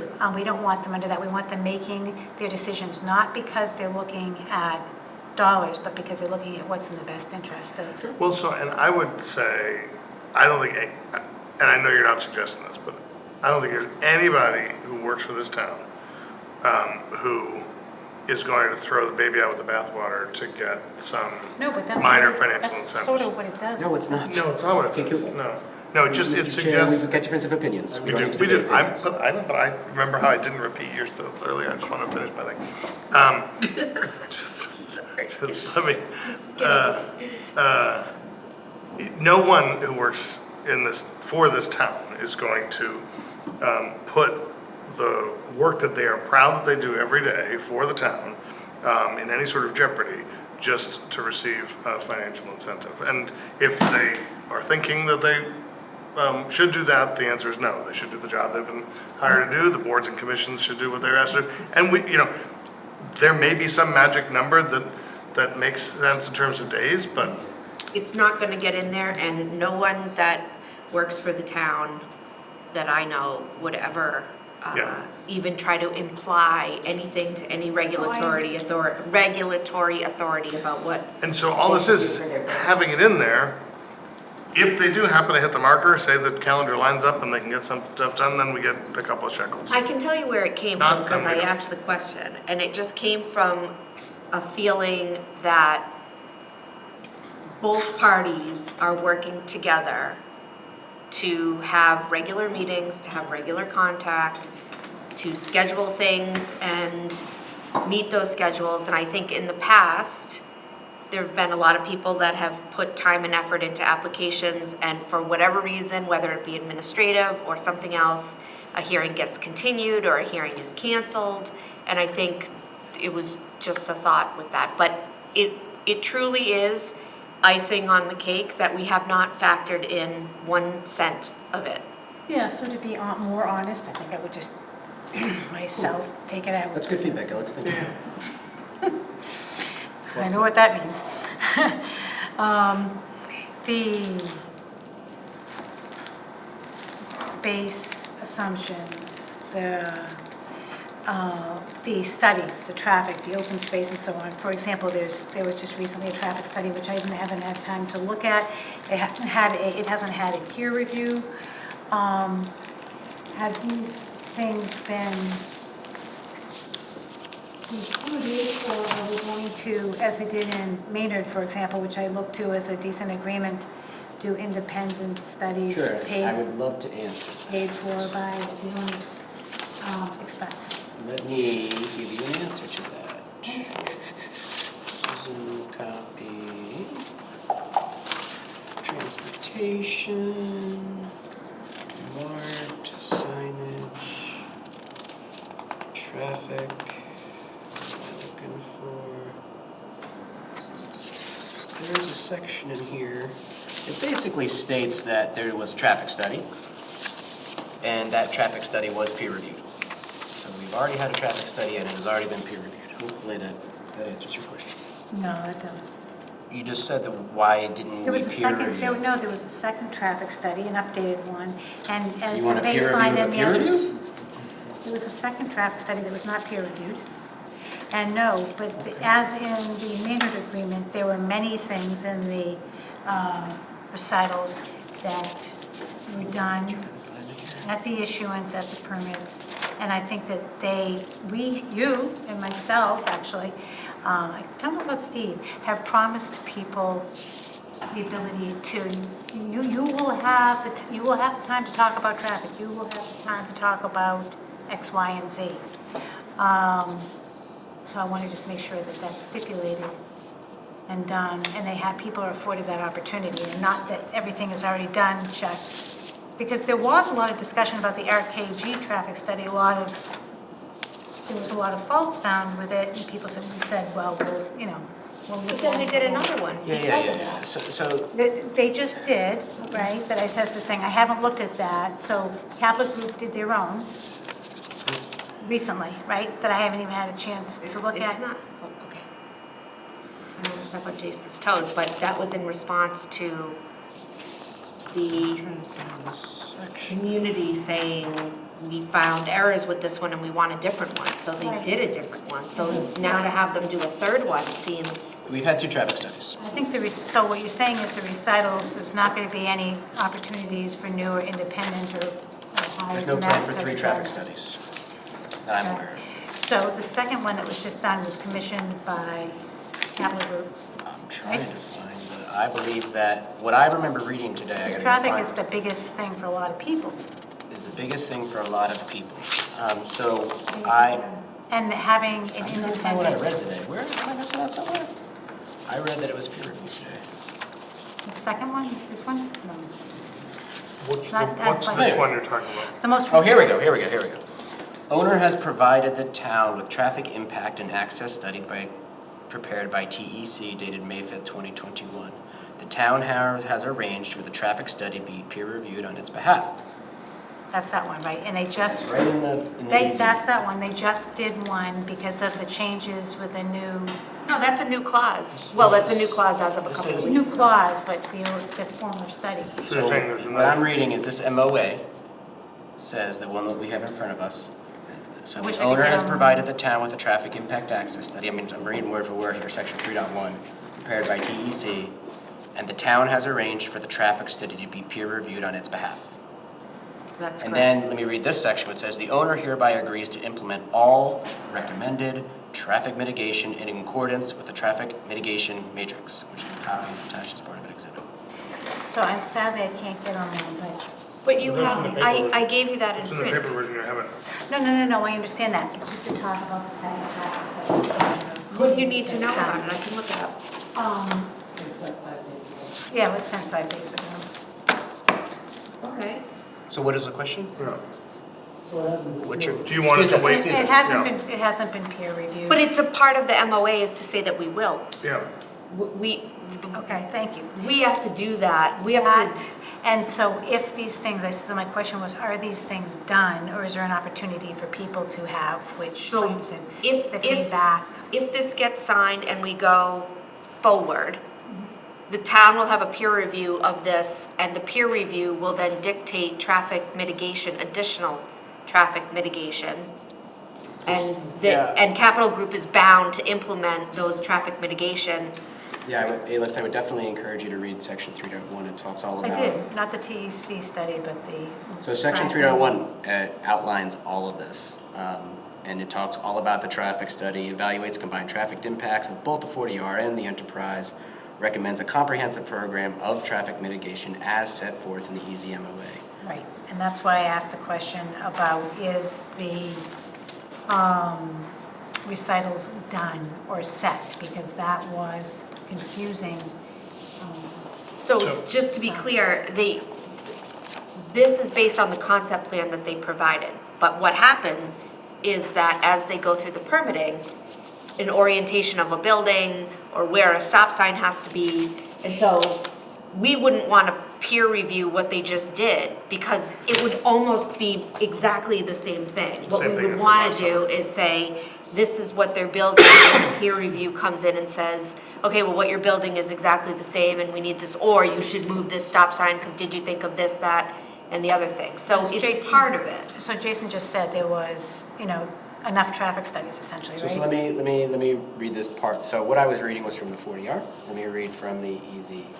So section 3.1, transportation improvements and ongoing obligations supported by the project as are described in the traffic impact access study prepared by TEC dated May 5th, 2021, and the peer review of the traffic study performed on behalf of the town by Vanass Associates dated September 7th, 2021, each of which are incorporated by reference herein. So traffic study and a peer review already happened. 2021, things have changed, the exhibits that we were referring to, and there was one 5 days ago. But can I ask a question of Kate? So if this isn't passed and signed, there then is no peer review of a traffic study and then no requirements, yes? If the MOA isn't, sorry. No. I asked the question of Kate. I know. Yeah. No, I think that would be condition of the permit. It would be a condition of permitting. Okay. So there's going to be, Yeah, so the traffic impact and analysis study that they did, the town requested that they updated at the forum. right, Or at the planning board hearing. right. Which they did. And so, The number of trucks actually went down. and I'm wondering, that should probably then be referenced in this if it isn't, the date of the other one. So I'm counting up to, 3 traffic studies now? Yes. But they did it, it's Yeah. here. You have the study. So what I'm getting from this is perhaps it would be helpful to have the date of the third one. Sure. Am I not hearing that right, Ailey? No, you're here, right? Okay, all right. But my question was, and that was just one of the recitals, it's the base assumptions, are they done? Because there was questions about other, there was all the other What do you mean by base Okay, assumptions? so recitals. three traffic studies, hopefully that Recitals. answers. 3 traffic studies, Jason, is not uncommon for something like this, and times have changed, and they'll change again depending on when they start. Since we began this, there's a warehouse in Lunenburg, and we've just permitted extra warehouses. So, and especially since this is some people's concern, so if people feel that we are examining traffic, it would. Yeah, I hope we're instilling confidence in folks that we've invested a lot in traffic studies. Well, actually, the Capital Group did. So, There's also a section on future traffic improvements. Yeah, so, can we, Mr. Chair, if it's okay, can we get through Helix's and then I've got my stuff? Yeah. But if I'm responding to something she's saying, that's also I'm sorry. okay. Yeah. At any rate. Do you have anything further? Sure. The land settlement agreement that we never got the land from is addressed in this, and we're supposed to be getting land back, but they're making it dependent unless something's changed upon permit issuance. Correct. So we don't just get the land back. Correct. Okay.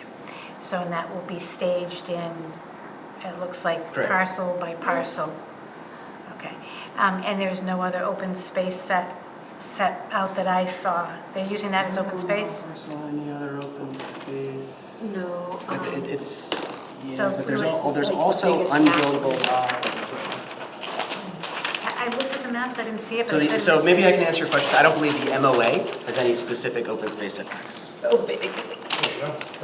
We need a better Okay. scanner, but So here, they're not- if you wanna pass it down, those are the, so parcel 1 Yep. is 60 days post town meeting vote, providing town meeting votes in the affirmative. So the thresholds, in the copy that you have are the final thresholds. Prior to that, they were set at 600,000 square feet each, and there was a desire on the town's part, which they accepted, to have a 50,000 plus or minus square feet, because what we didn't want is for a 550,000 square foot warehouse or something to go up and not be deeded the property. So we gave a little more leeway. And then some caveats with the fourth one, if in fact they never get higher than 1.7 or 1.8 million. So the first one is right after town meeting? 60 days, yeah. Okay. The second one is, what's the threshold for that? Between 550 to 650,000 square feet. So what happens if they decide to go a different direction, do something else that's allowed by zoning? The first proposal to us was a auto recycling center. It didn't have. Well, it's of whatever's being permitted. It doesn't have to just be one particular thing. Right. So it doesn't have to be a warehouse space, for example. It would be, they're getting permits for 550,000 square feet worth of whatever. Okay. But the concept plan is a requirement for the bylaw. So for the notion that they would just completely abandon everything inside the concept plan for some other schematic that they haven't presented No, I'm is sure pretty I'm sure the concept plan is something that they. I mean, I think that they plan to develop that concept. I wish, but, as of now, this is, my understanding is there's no tenant, so this is something that they're hoping, it's a goal, right? I'm sorry, what's the What's the question? Confused. The concept plan, the amount of square feet that triggers these things. Up to 2.4 million square feet. I know what's allowed, Okay. but I'm just saying, so what we had often talked about was there was going to be an open space offset. There isn't. We're I done. remember that conversation. There's also an open space option, once the 40R is done, and the remaining land is dedicated open space and land conservation, and allowed for trail. But so just so I can answer, so it's 60 days after town meeting, providing affirmative vote. 550,000 square. What's his right here? Effective date, not town meeting, effective date, so that's AG approval. So, Well, we could go back and forth on that because council Yeah. has the effective date as the date of, but regardless, okay. And then It's at some point tied to town meeting. And then it's 550,000 square feet of building, and then an additional, whatever it is that comes after that, and then the third, and then if 1.7 as the total. Okay. Between 1.7 and 2.4 for the last piece of the puzzle. and Alex, it's also worth noting the trail connectivity. So that is a requirement. Yeah, which is also tied to that So kind yeah, of thing. so I mean, there's a whole section on land donation, open space and trail connectivity, section 6. It looks like it's about, I don't know, 3 or so pages. So that's, that's not insignificant. It's not like it doesn't exist. No, but it's tying land that we already had or lent to. Yeah, as of in today, sentence. it's their land. We can want it to be ours, but it's not our land, it's Well, theirs.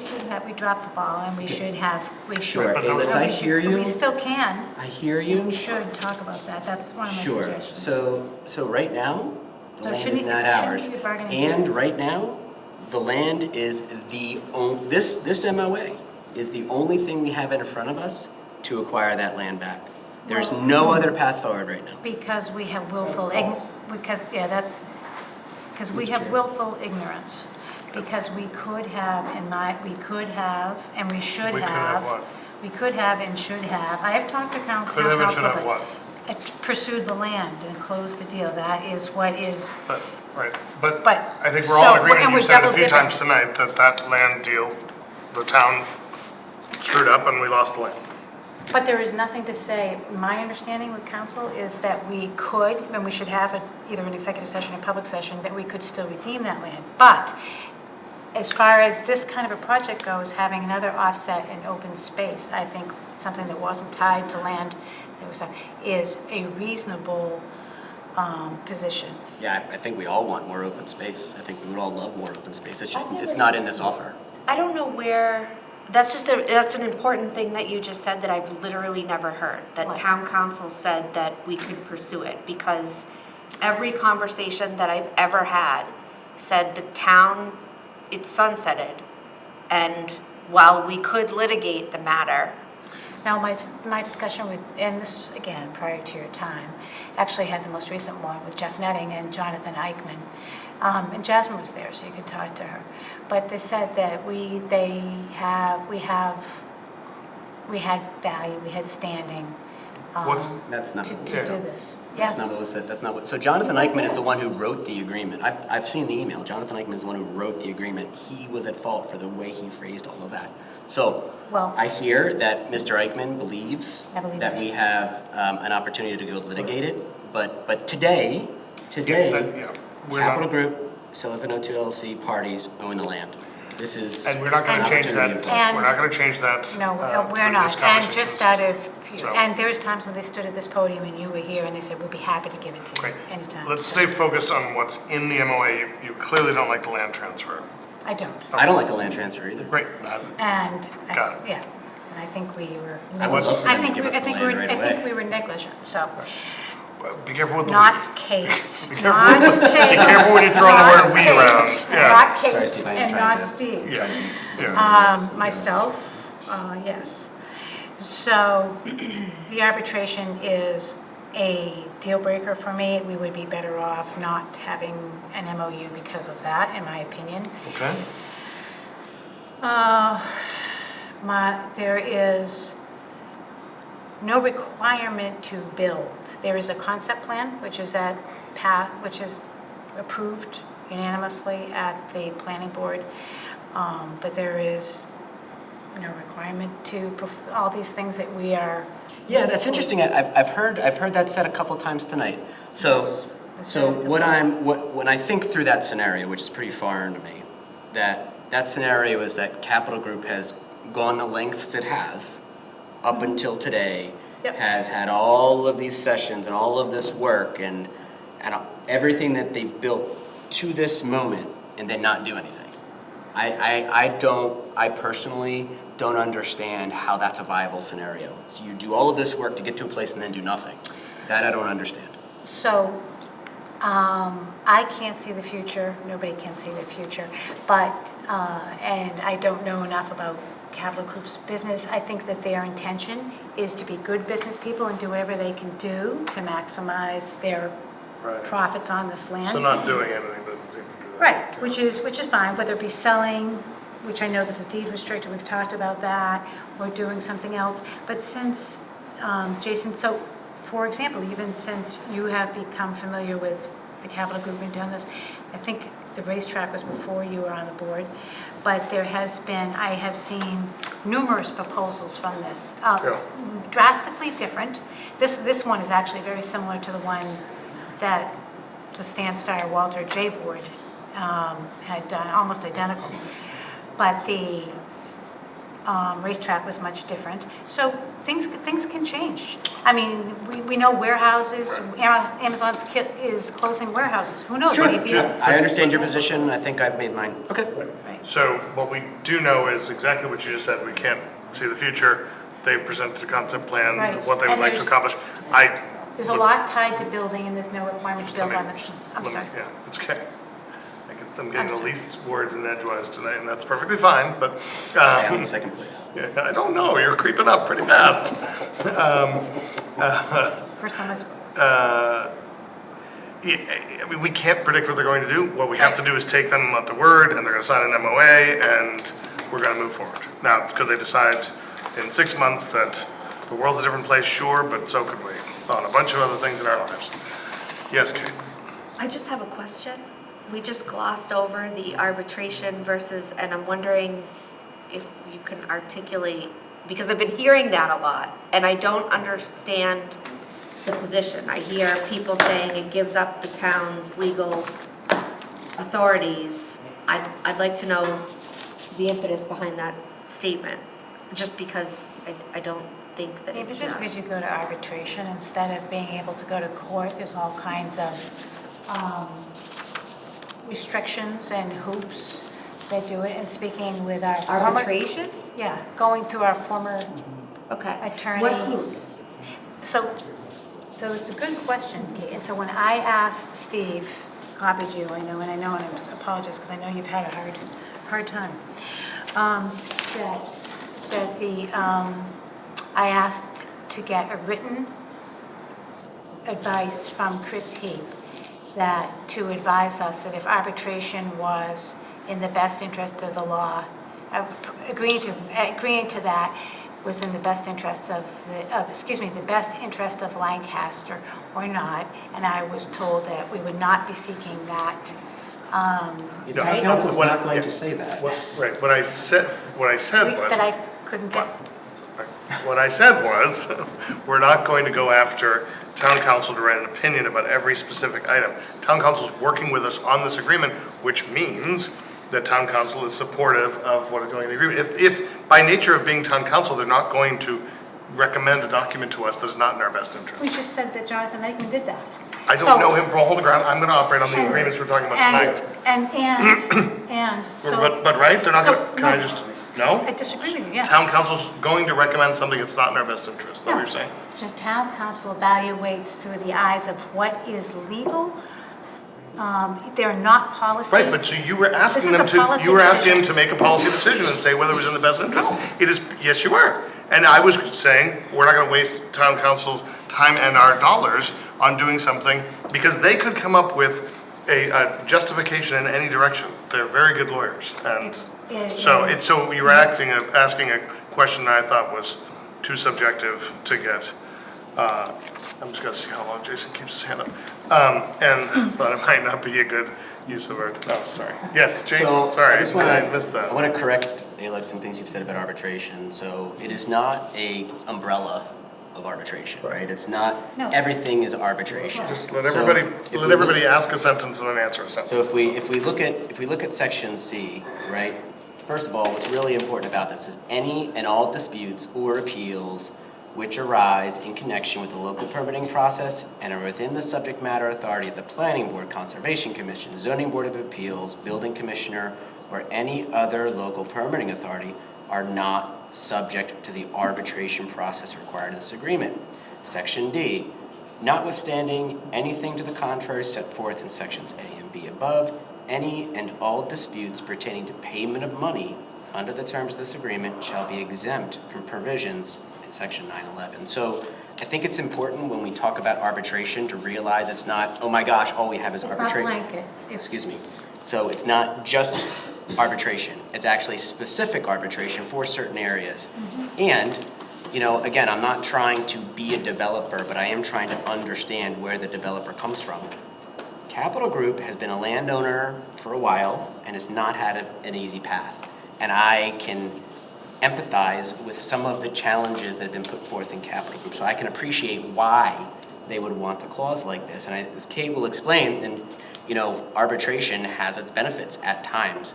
And I think in speaking, you know, being on this committee, in speaking to council as the liaison for the board, and in speaking to Kate, arbitration is not a bad thing. Now, you can have your opinion, and you can decide that you don't agree with our opinions, that's okay. But I want to make sure that we understand it's not blanket, it's very specific.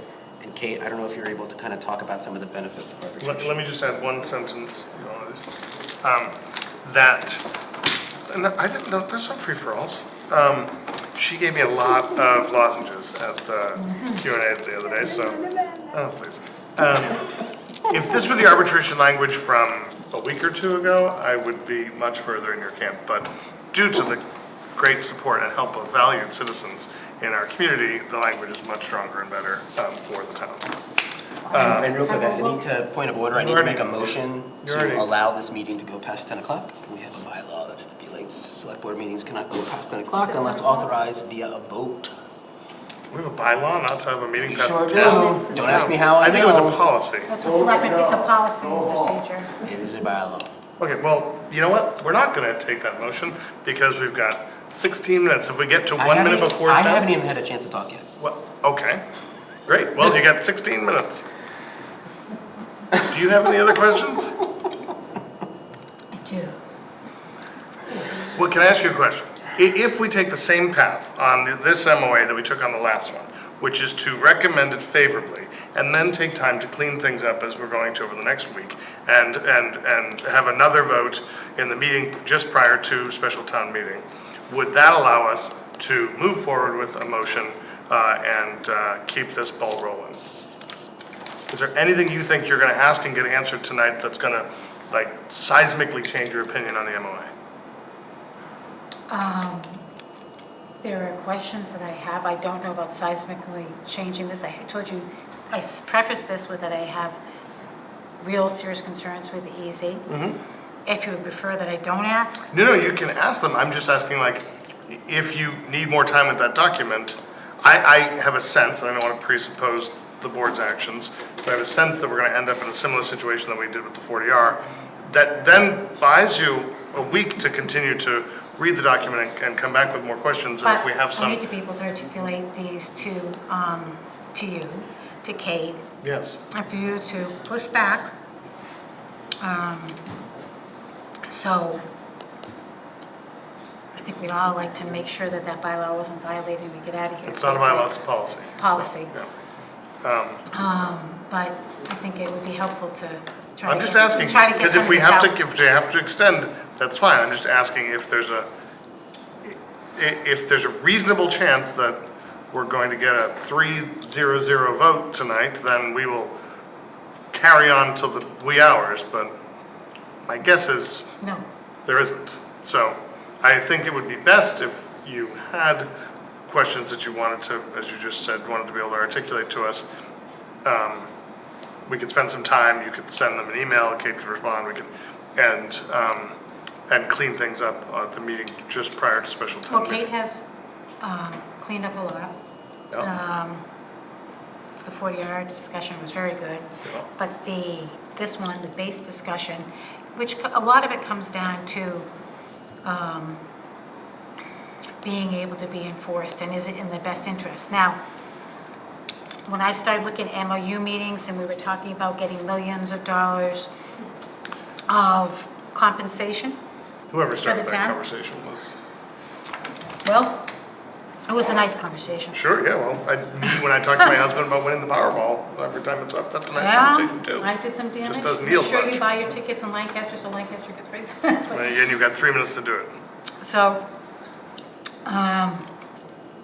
so at any rate, again, my lens is, you talked about Catholic Group and their hurdles and their trials and tribulations, Jason. I trust that Capital Group is a very savvy, good business people. They have other projects they have built, Maynard, for example, others. Our job is to look at what's the best interest of Lancaster, and that's what my lens is through. Yes, it has to be mutually beneficial. Capital Group has to enjoy it or be okay with the agreement, and we have to. As I simply said, I do believe in the case of Maynard, for example, there was many concerns. It wasn't until after town meeting turned it down, that turned down their changes, that they came back and struck an MOU that gave them a lot better agreement. Unless I feel that the town is well protected, as unpopular as it is, I understand a lot of people are thirsting for this. I just don't think this, right now, I think there's some real loopholes about performance guarantees and so on. So as I wrote and showed in that slide, that last slide that talked about to apply, failure to get approvals, despite all best efforts, that may be fine. That may be fine, I don't know. To me, it's an escape hatch, really makes me uncomfortable, but if we can put some strength to that, with a performance bond or guarantee bond, maybe I will come around to that unanimous decision. I can tell you that town council has no concerns about that verbiage. Yeah, best efforts does seem like a pretty Okay. standard language. Okay. The key references, the other things, so you've been negotiating this, working with councils, spending lots of time with that. So you're farther up the learning curve on this than I am. I asked these questions just like you probably did, based on what is in the best interest of the town. So, why don't we let Jason speak and do your stuff? I mean, because I want to make sure we've gotten through all of your questions, because I I'm want to sure- read, I don't want to debate my opinions, I want to share them I'm not and be gonna- done. I'm not going to debate them, but I would like you to do yours, and if I look at mine rather than... Mr. Chairman, we've been spending a lot of time with Ayla. She's had ample opportunity to She ask has. lots of questions. Yes. I would like that to be completed, and I would like to move on to my stuff. I don't want to keep circling I around. will say your portion began at 8:14. Listen, most meetings, I'm I'm just not saying. afforded the opportunity to speak. I tried to do this in a That's- succinct way. Okay, I will say that's not true, but, Well, Jason, be polite, please. Hey, look, you just said you were not afforded the chance to speak. I said many meetings I'm not. I said this meeting I am. And Okay, it's, all right, this is a okay. valuable discussion for us. it is indeed. Do you have anything further? Yes. So, let me look. There's no requirement to build. So You- Jason, I will say, yeah, I mean, I I've feel like you asked asked that of Victoria. I already. did, because Yeah. again, I was trying to protect and want to get that done. But in the enterprise, I think it's much tighter in that. In the enterprise, there is no requirement to build, and there is a concept plan which allows for things that they've asked for, up to certain things. But say they wanted to put in another soccer field. What do we do? Yeah, so Ayla, that's a really good question, so I can speak to that. Or did you No, want to say I something? just, I know, I'm just. So let me make sure I got the right So why document. you would go through all of that and put in a soccer field. Yeah, I mean, this, They've already done that twice up there. But All right. they've working hard to develop this for this purpose. I can't imagine. supplemental use restrictions, section 7. Notwithstanding anything contained in the zoning bylaw that may allow for following uses to exist in the enterprise zoning district, the following uses shall not be allowed or otherwise be permitted to exist or operate in the enterprise project site if not exempted by MGO forever. First bullet, facilities for active outdoor recreation using motorized equipment, gasoline service stations, on to blah, blah, blah. The list goes on. So supplemental use restrictions is defined in here pretty specifically. So that, Go over them? what's that? Do you want to go over them? I don't, but Don't if need to you'd go like over to. them. Okay. I'm happy to read them at another time. Yeah. I'll look at them. But So those are things that they, this section's been in there for 2 weeks, right? Like, Jason, I've read these things many times, they Oh, okay. change quickly. they have not So changed listen, substantially. Jason, I'm asking for your questions. What is the requirement to build? That was all. Okay. There is not a requirement to build. Okay. So, And I could- will say, I doubt that will change between now and the special town meeting. So I'm if fine with that's that, I'm fine a with that. pivot Could point for Capital you. Group or their tenants negotiate a TIF? I saw different languages, and I don't know if it's changed. Negotiated TIF or other tax abatement. They absolutely may do that. That may absolutely happen. Which requires Yes, the town to enter into the TIF.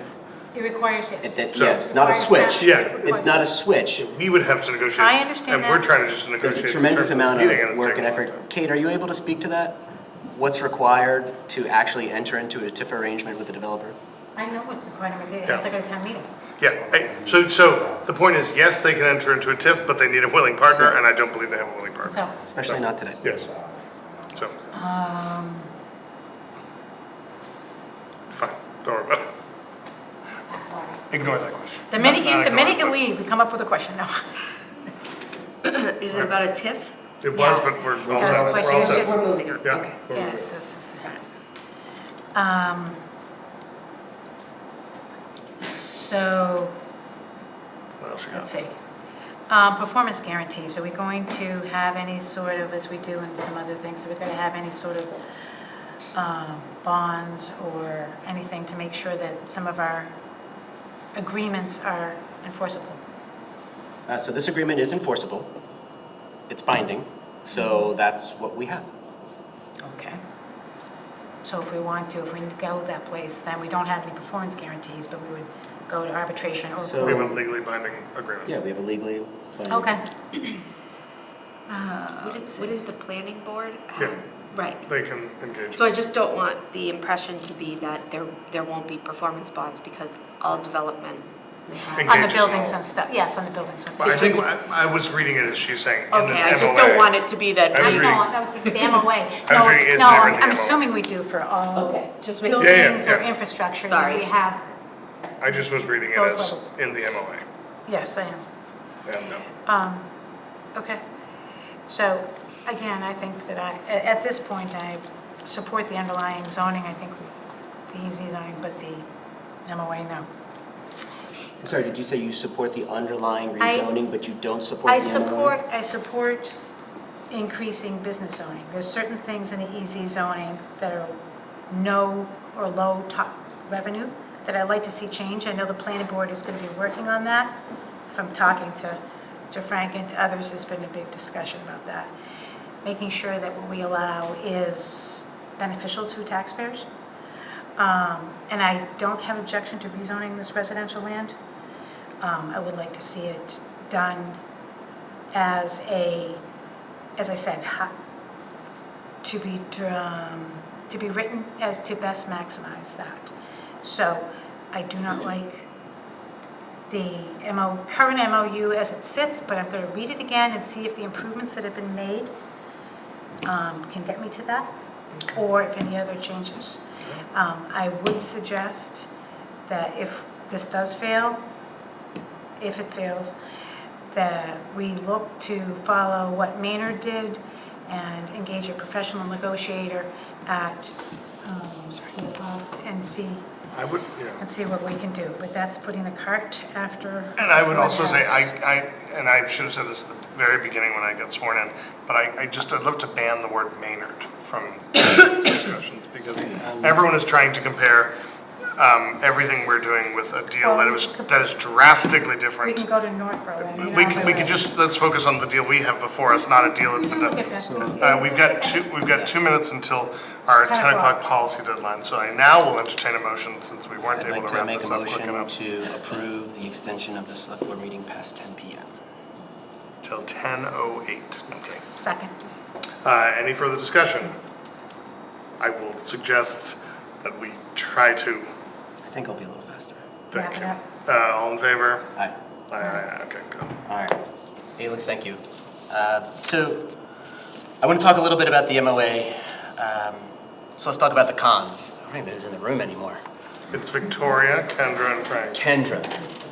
Let's talk about the cons. I need some eyes to look into, even though you didn't bring me any cookies. So Don't be offended, I'm gonna go get water. I'm listening, and we're in the hall. less money than I would have liked. Con. Don't know exactly what's going to be built. Up to 2.4 million square feet. Con. Land settlement agreement over time and not all at once. Con. Not good. I can look at Frank and say, Frank, I didn't get a lot of what I wanted. All right? The deal, Victoria, it's not a slam dunk. Right? Cons. So, we've talked a lot about the MOA, MOAs in general. We really haven't focused at all about why we even have them. So today, the developer can, by right, without an MOA, develop the land. 40B, warehouses, soccer fields, all those things can be built today without an MOA. And what we would not have without an MOA is we would not have any traffic mitigation, not 3 traffic studies, not 5 traffic studies, we'd have 0 traffic studies. Potentially a large 40B development. No roadway improvements, 0 roadway improvements, 0 traffic mitigation, 0 use restrictions, and 0 2017 land, right? So without an MOA, we get none of those things. So, pros. Let's talk about the uses, right? So we've talked about the section of uses. We now have influenced the developer that these are the things that are permitted versus not permitted, right? Good. Traffic mitigation.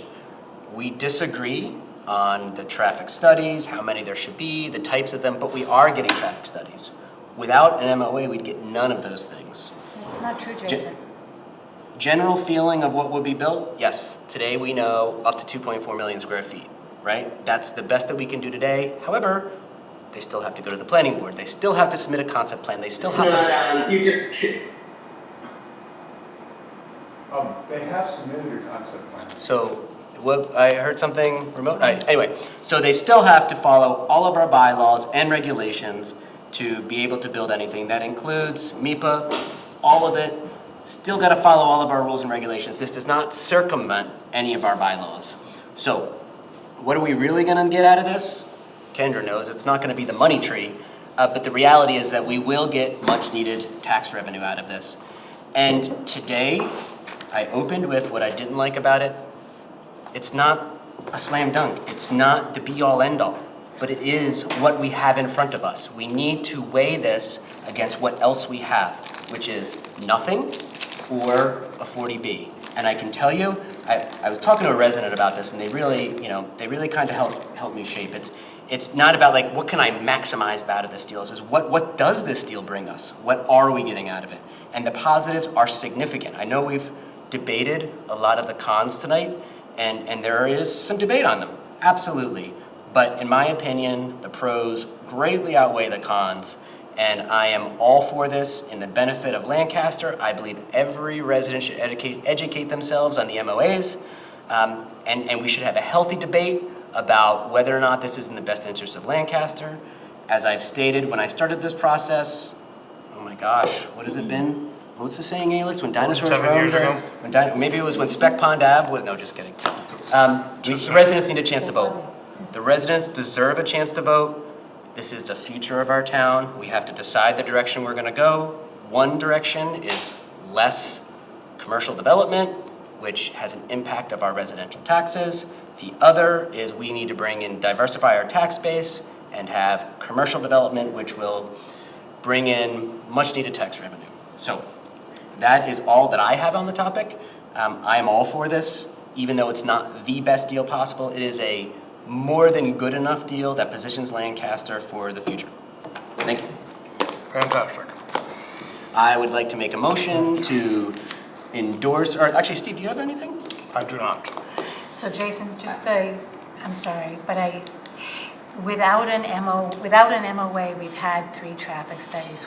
The planning board itself is the one that can or cannot condition things like traffic studies, as Kate was saying. So there's a lot you can do. Right now, what people don't realize is that they could build warehouses today up in that area.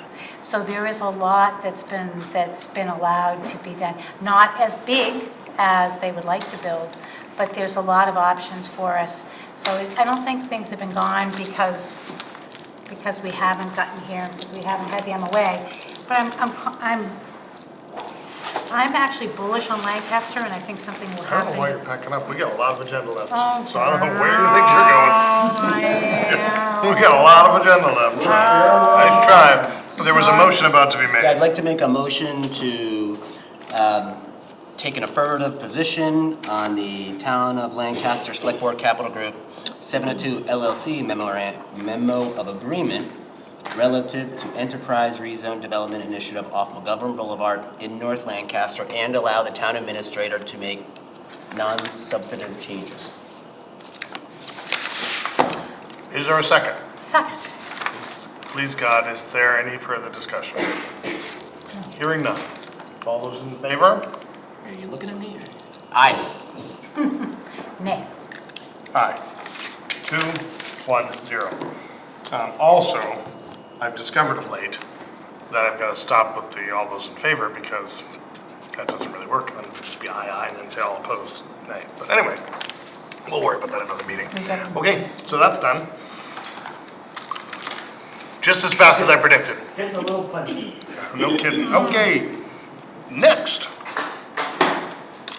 We have appointments. I'd like to make a motion to appoint Roberta Windsor to the Lancaster Council on Aging, term to expire June 30th, 2024. Second. All those in favor? I have discussion. Oh, yeah, I figured. You have discussion? I just quickly want to say that I love Roberta Windsor. Oh, yeah, so do I. I've known Roberta since I was a kid. Aye. Aye, Aye.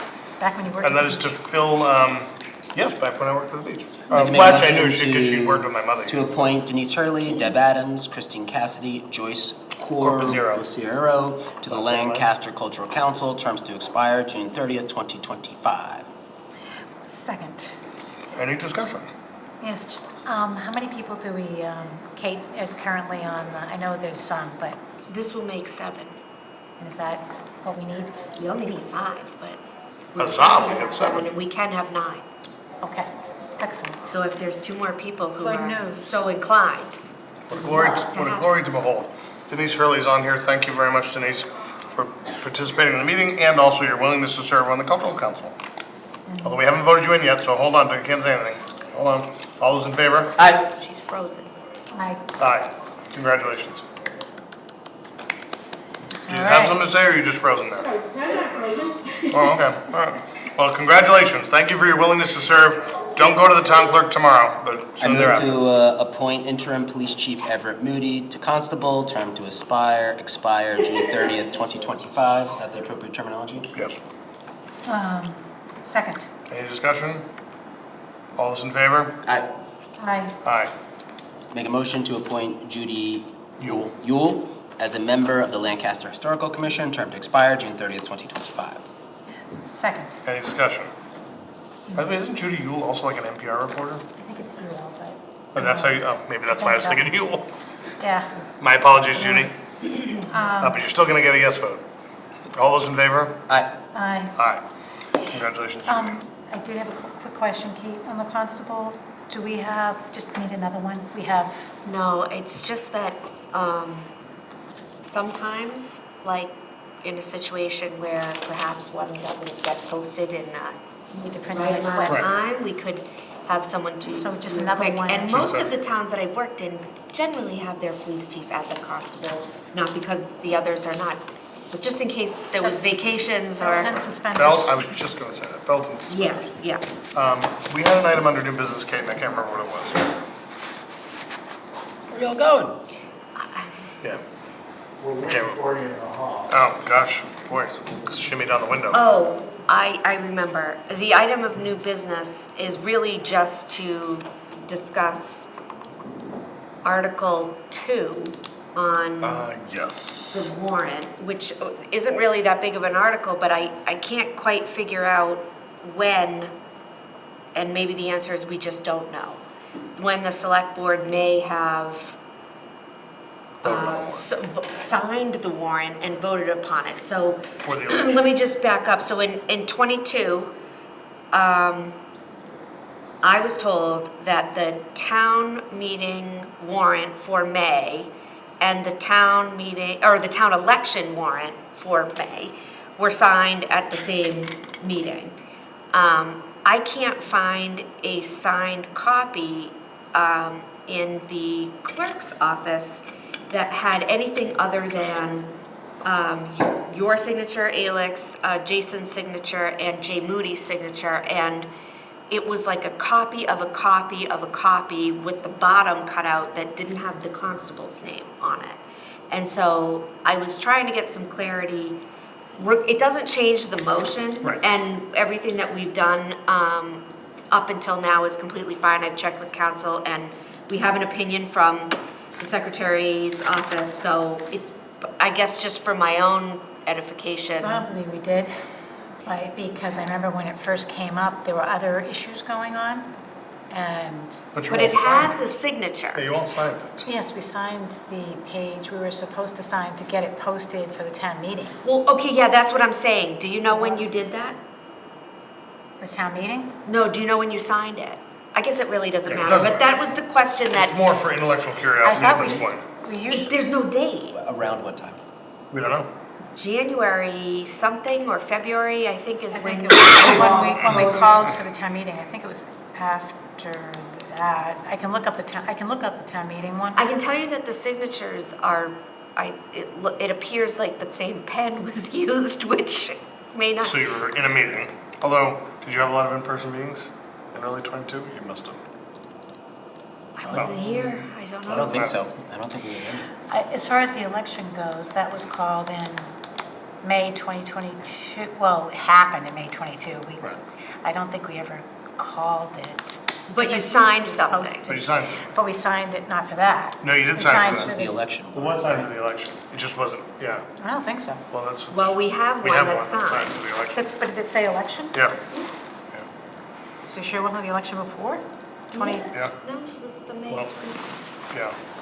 You were elected on the one before, so it wouldn't have been, your Oh, signature that's wouldn't true, have been on it. that's yeah. true, that's true. Okay, well. But as long as we can get it. Yeah, I mean, it's. Regardless, we're fine, when we but- talk at town meeting, I'll just make sure that we just say it wasn't posted in the proper amount of time, which it was not. And I can certainly read the opinion from the elections officer. So if we didn't call it, that still doesn't, because the intent of the voter was pretty clear, and many Right. people knew about it, right? Yeah. Correct, they said it, as long as it's And we had things open posted and around town. notorious, and of course, people had their own signs up, and, It was open and notorious. Yeah. well, and people voted, so clearly lot of people. they knew where and when to do it. All right, so, thank you, Kate, for. Yeah, remembering. sorry, I mean, No, it's that's good. just a mystery, I can't. So we've got communications, which is, special town meeting will be held Monday, November 14th, just in case you guys were wondering. Select Board and Finance Committee joint meeting is this coming Saturday, November 12th, starting at what time again? It starts at 8 o'clock. 8 a.m. And it is here in this room. Yep, and the schedule This is is- embedded in the agenda, so if people want to tune in for the whole thing or just one department they care Really care about. greatly Got about. it. We have no miscellaneous correspondence and memoranda that I know of. Ongoing projects on old business. The biggest one, we have executive the liaison, the liaison, and most of these, it's being late, we can do this, but the Financial Audit Advisory Charge Review Committee, I don't understand, I thought we were going to, I would like to offer a motion to, I sent it out to you, so if there's no, and I haven't heard back any causes, criticisms, whatever. If there aren't any, I would offer a motion to establish, as we're getting into the budget season, and as DLS suggests that this is an important for towns to have it, that I think that we should impanel it as quickly as possible and call for people to submit their resumes once again. So I would offer a motion to assemble and advertise. May I suggest, because I've looked at it many times, I will look at it again to try to determine what the full charge is. Sure, and if you have any So issues can with we- that, would you send it to Yes, and then can we Kate? just? She can deal with me through. Well, is there any way that just, I had suggested, and you don't need to, but that the format that was used for the government study committee could be used for the audit committee, because it spells out the charge and all of that? Yeah, and I thought that while it was succinct, I thought that it did, but I will happy to sit with you or have you send me. It's online. I've looked at it, yeah. I was just trying to make it really tight, but whatever yeah. I'm missing, I'm happy to. If you take the info from the audit committee and jam it into the government study format from a. Yeah, the government study was just much, much longer. I was just trying to make it tight, but okay, I can Great. add. Yeah, that's fantastic. And then. And division of DCAM, we talked about, because I said that I could sit down with a couple of people who were interested and talk about that. And my recollection was, and looking back at things, the tape was that we were going to advertise for people who wanted to help with DCAM. Advertise for people who want to help with it? Who wanted to be on a ad hoc committee, subcommittee think we to ever talked about discuss that, have that. If you did, it was before my time. I don't recall that. Okay, all right, then. Yeah. I've been talking to developers that I know and trying to gin up attention, talk to folks at Mass Development. They came down, drove around, looked at it. So I do think it's something perhaps after the 14th that we should dig into. And I have a couple of people who are interested and have offered their skills. And if there's anybody else, I guess, may I suggest that if there's anybody else who is, would like to participate in that process too. what's the process? I'm just trying to figure out. Like, you want to The create an process ad was hoc like committee? an ad hoc working committee, yes, to try to consolidate some of this some of the information and to work on it, similar to the Affordable Housing Trust. Of course, I'd work with a member of the Affordable Housing Trust because that's one of the obvious uses for that. Yeah, let's, why don't we, I don't know what our agenda will look like on the 21st, but can we dig into it there? Sure. I think that makes sense. Sure, we're probably going to say that about all these things, right? I'm just not a big, ad hoc committees are great, but like, this is a development in town. I understand. Establishing an ad hoc committee for every development in town seems like Yep. rather ad hoc. Okay. No. So would you like me to offer a motion then to go into executive session? Indeed. Will we be reconvening or not? We will not, there is no need to reconvene an open session. So I would offer a motion to enter into executive session pursuant to Mass General Law, Chapter 30A, Section 21A, for the purpose of 3, discussing strategy with respect to collective bargaining, specifically to deliberate regarding the union's position to Level 3 grievance determination issued by the Select Board to Teamsters Union Local Number 170 regarding disciplinary action against Member C. Manning, as an open meeting may have a detrimental effect on the bargaining position of the Select Board, And not to read. and not to Not to return. reconvene and resume. Seconded. All those in favor? Aye. Aye. Aye. We are now moving to executive session.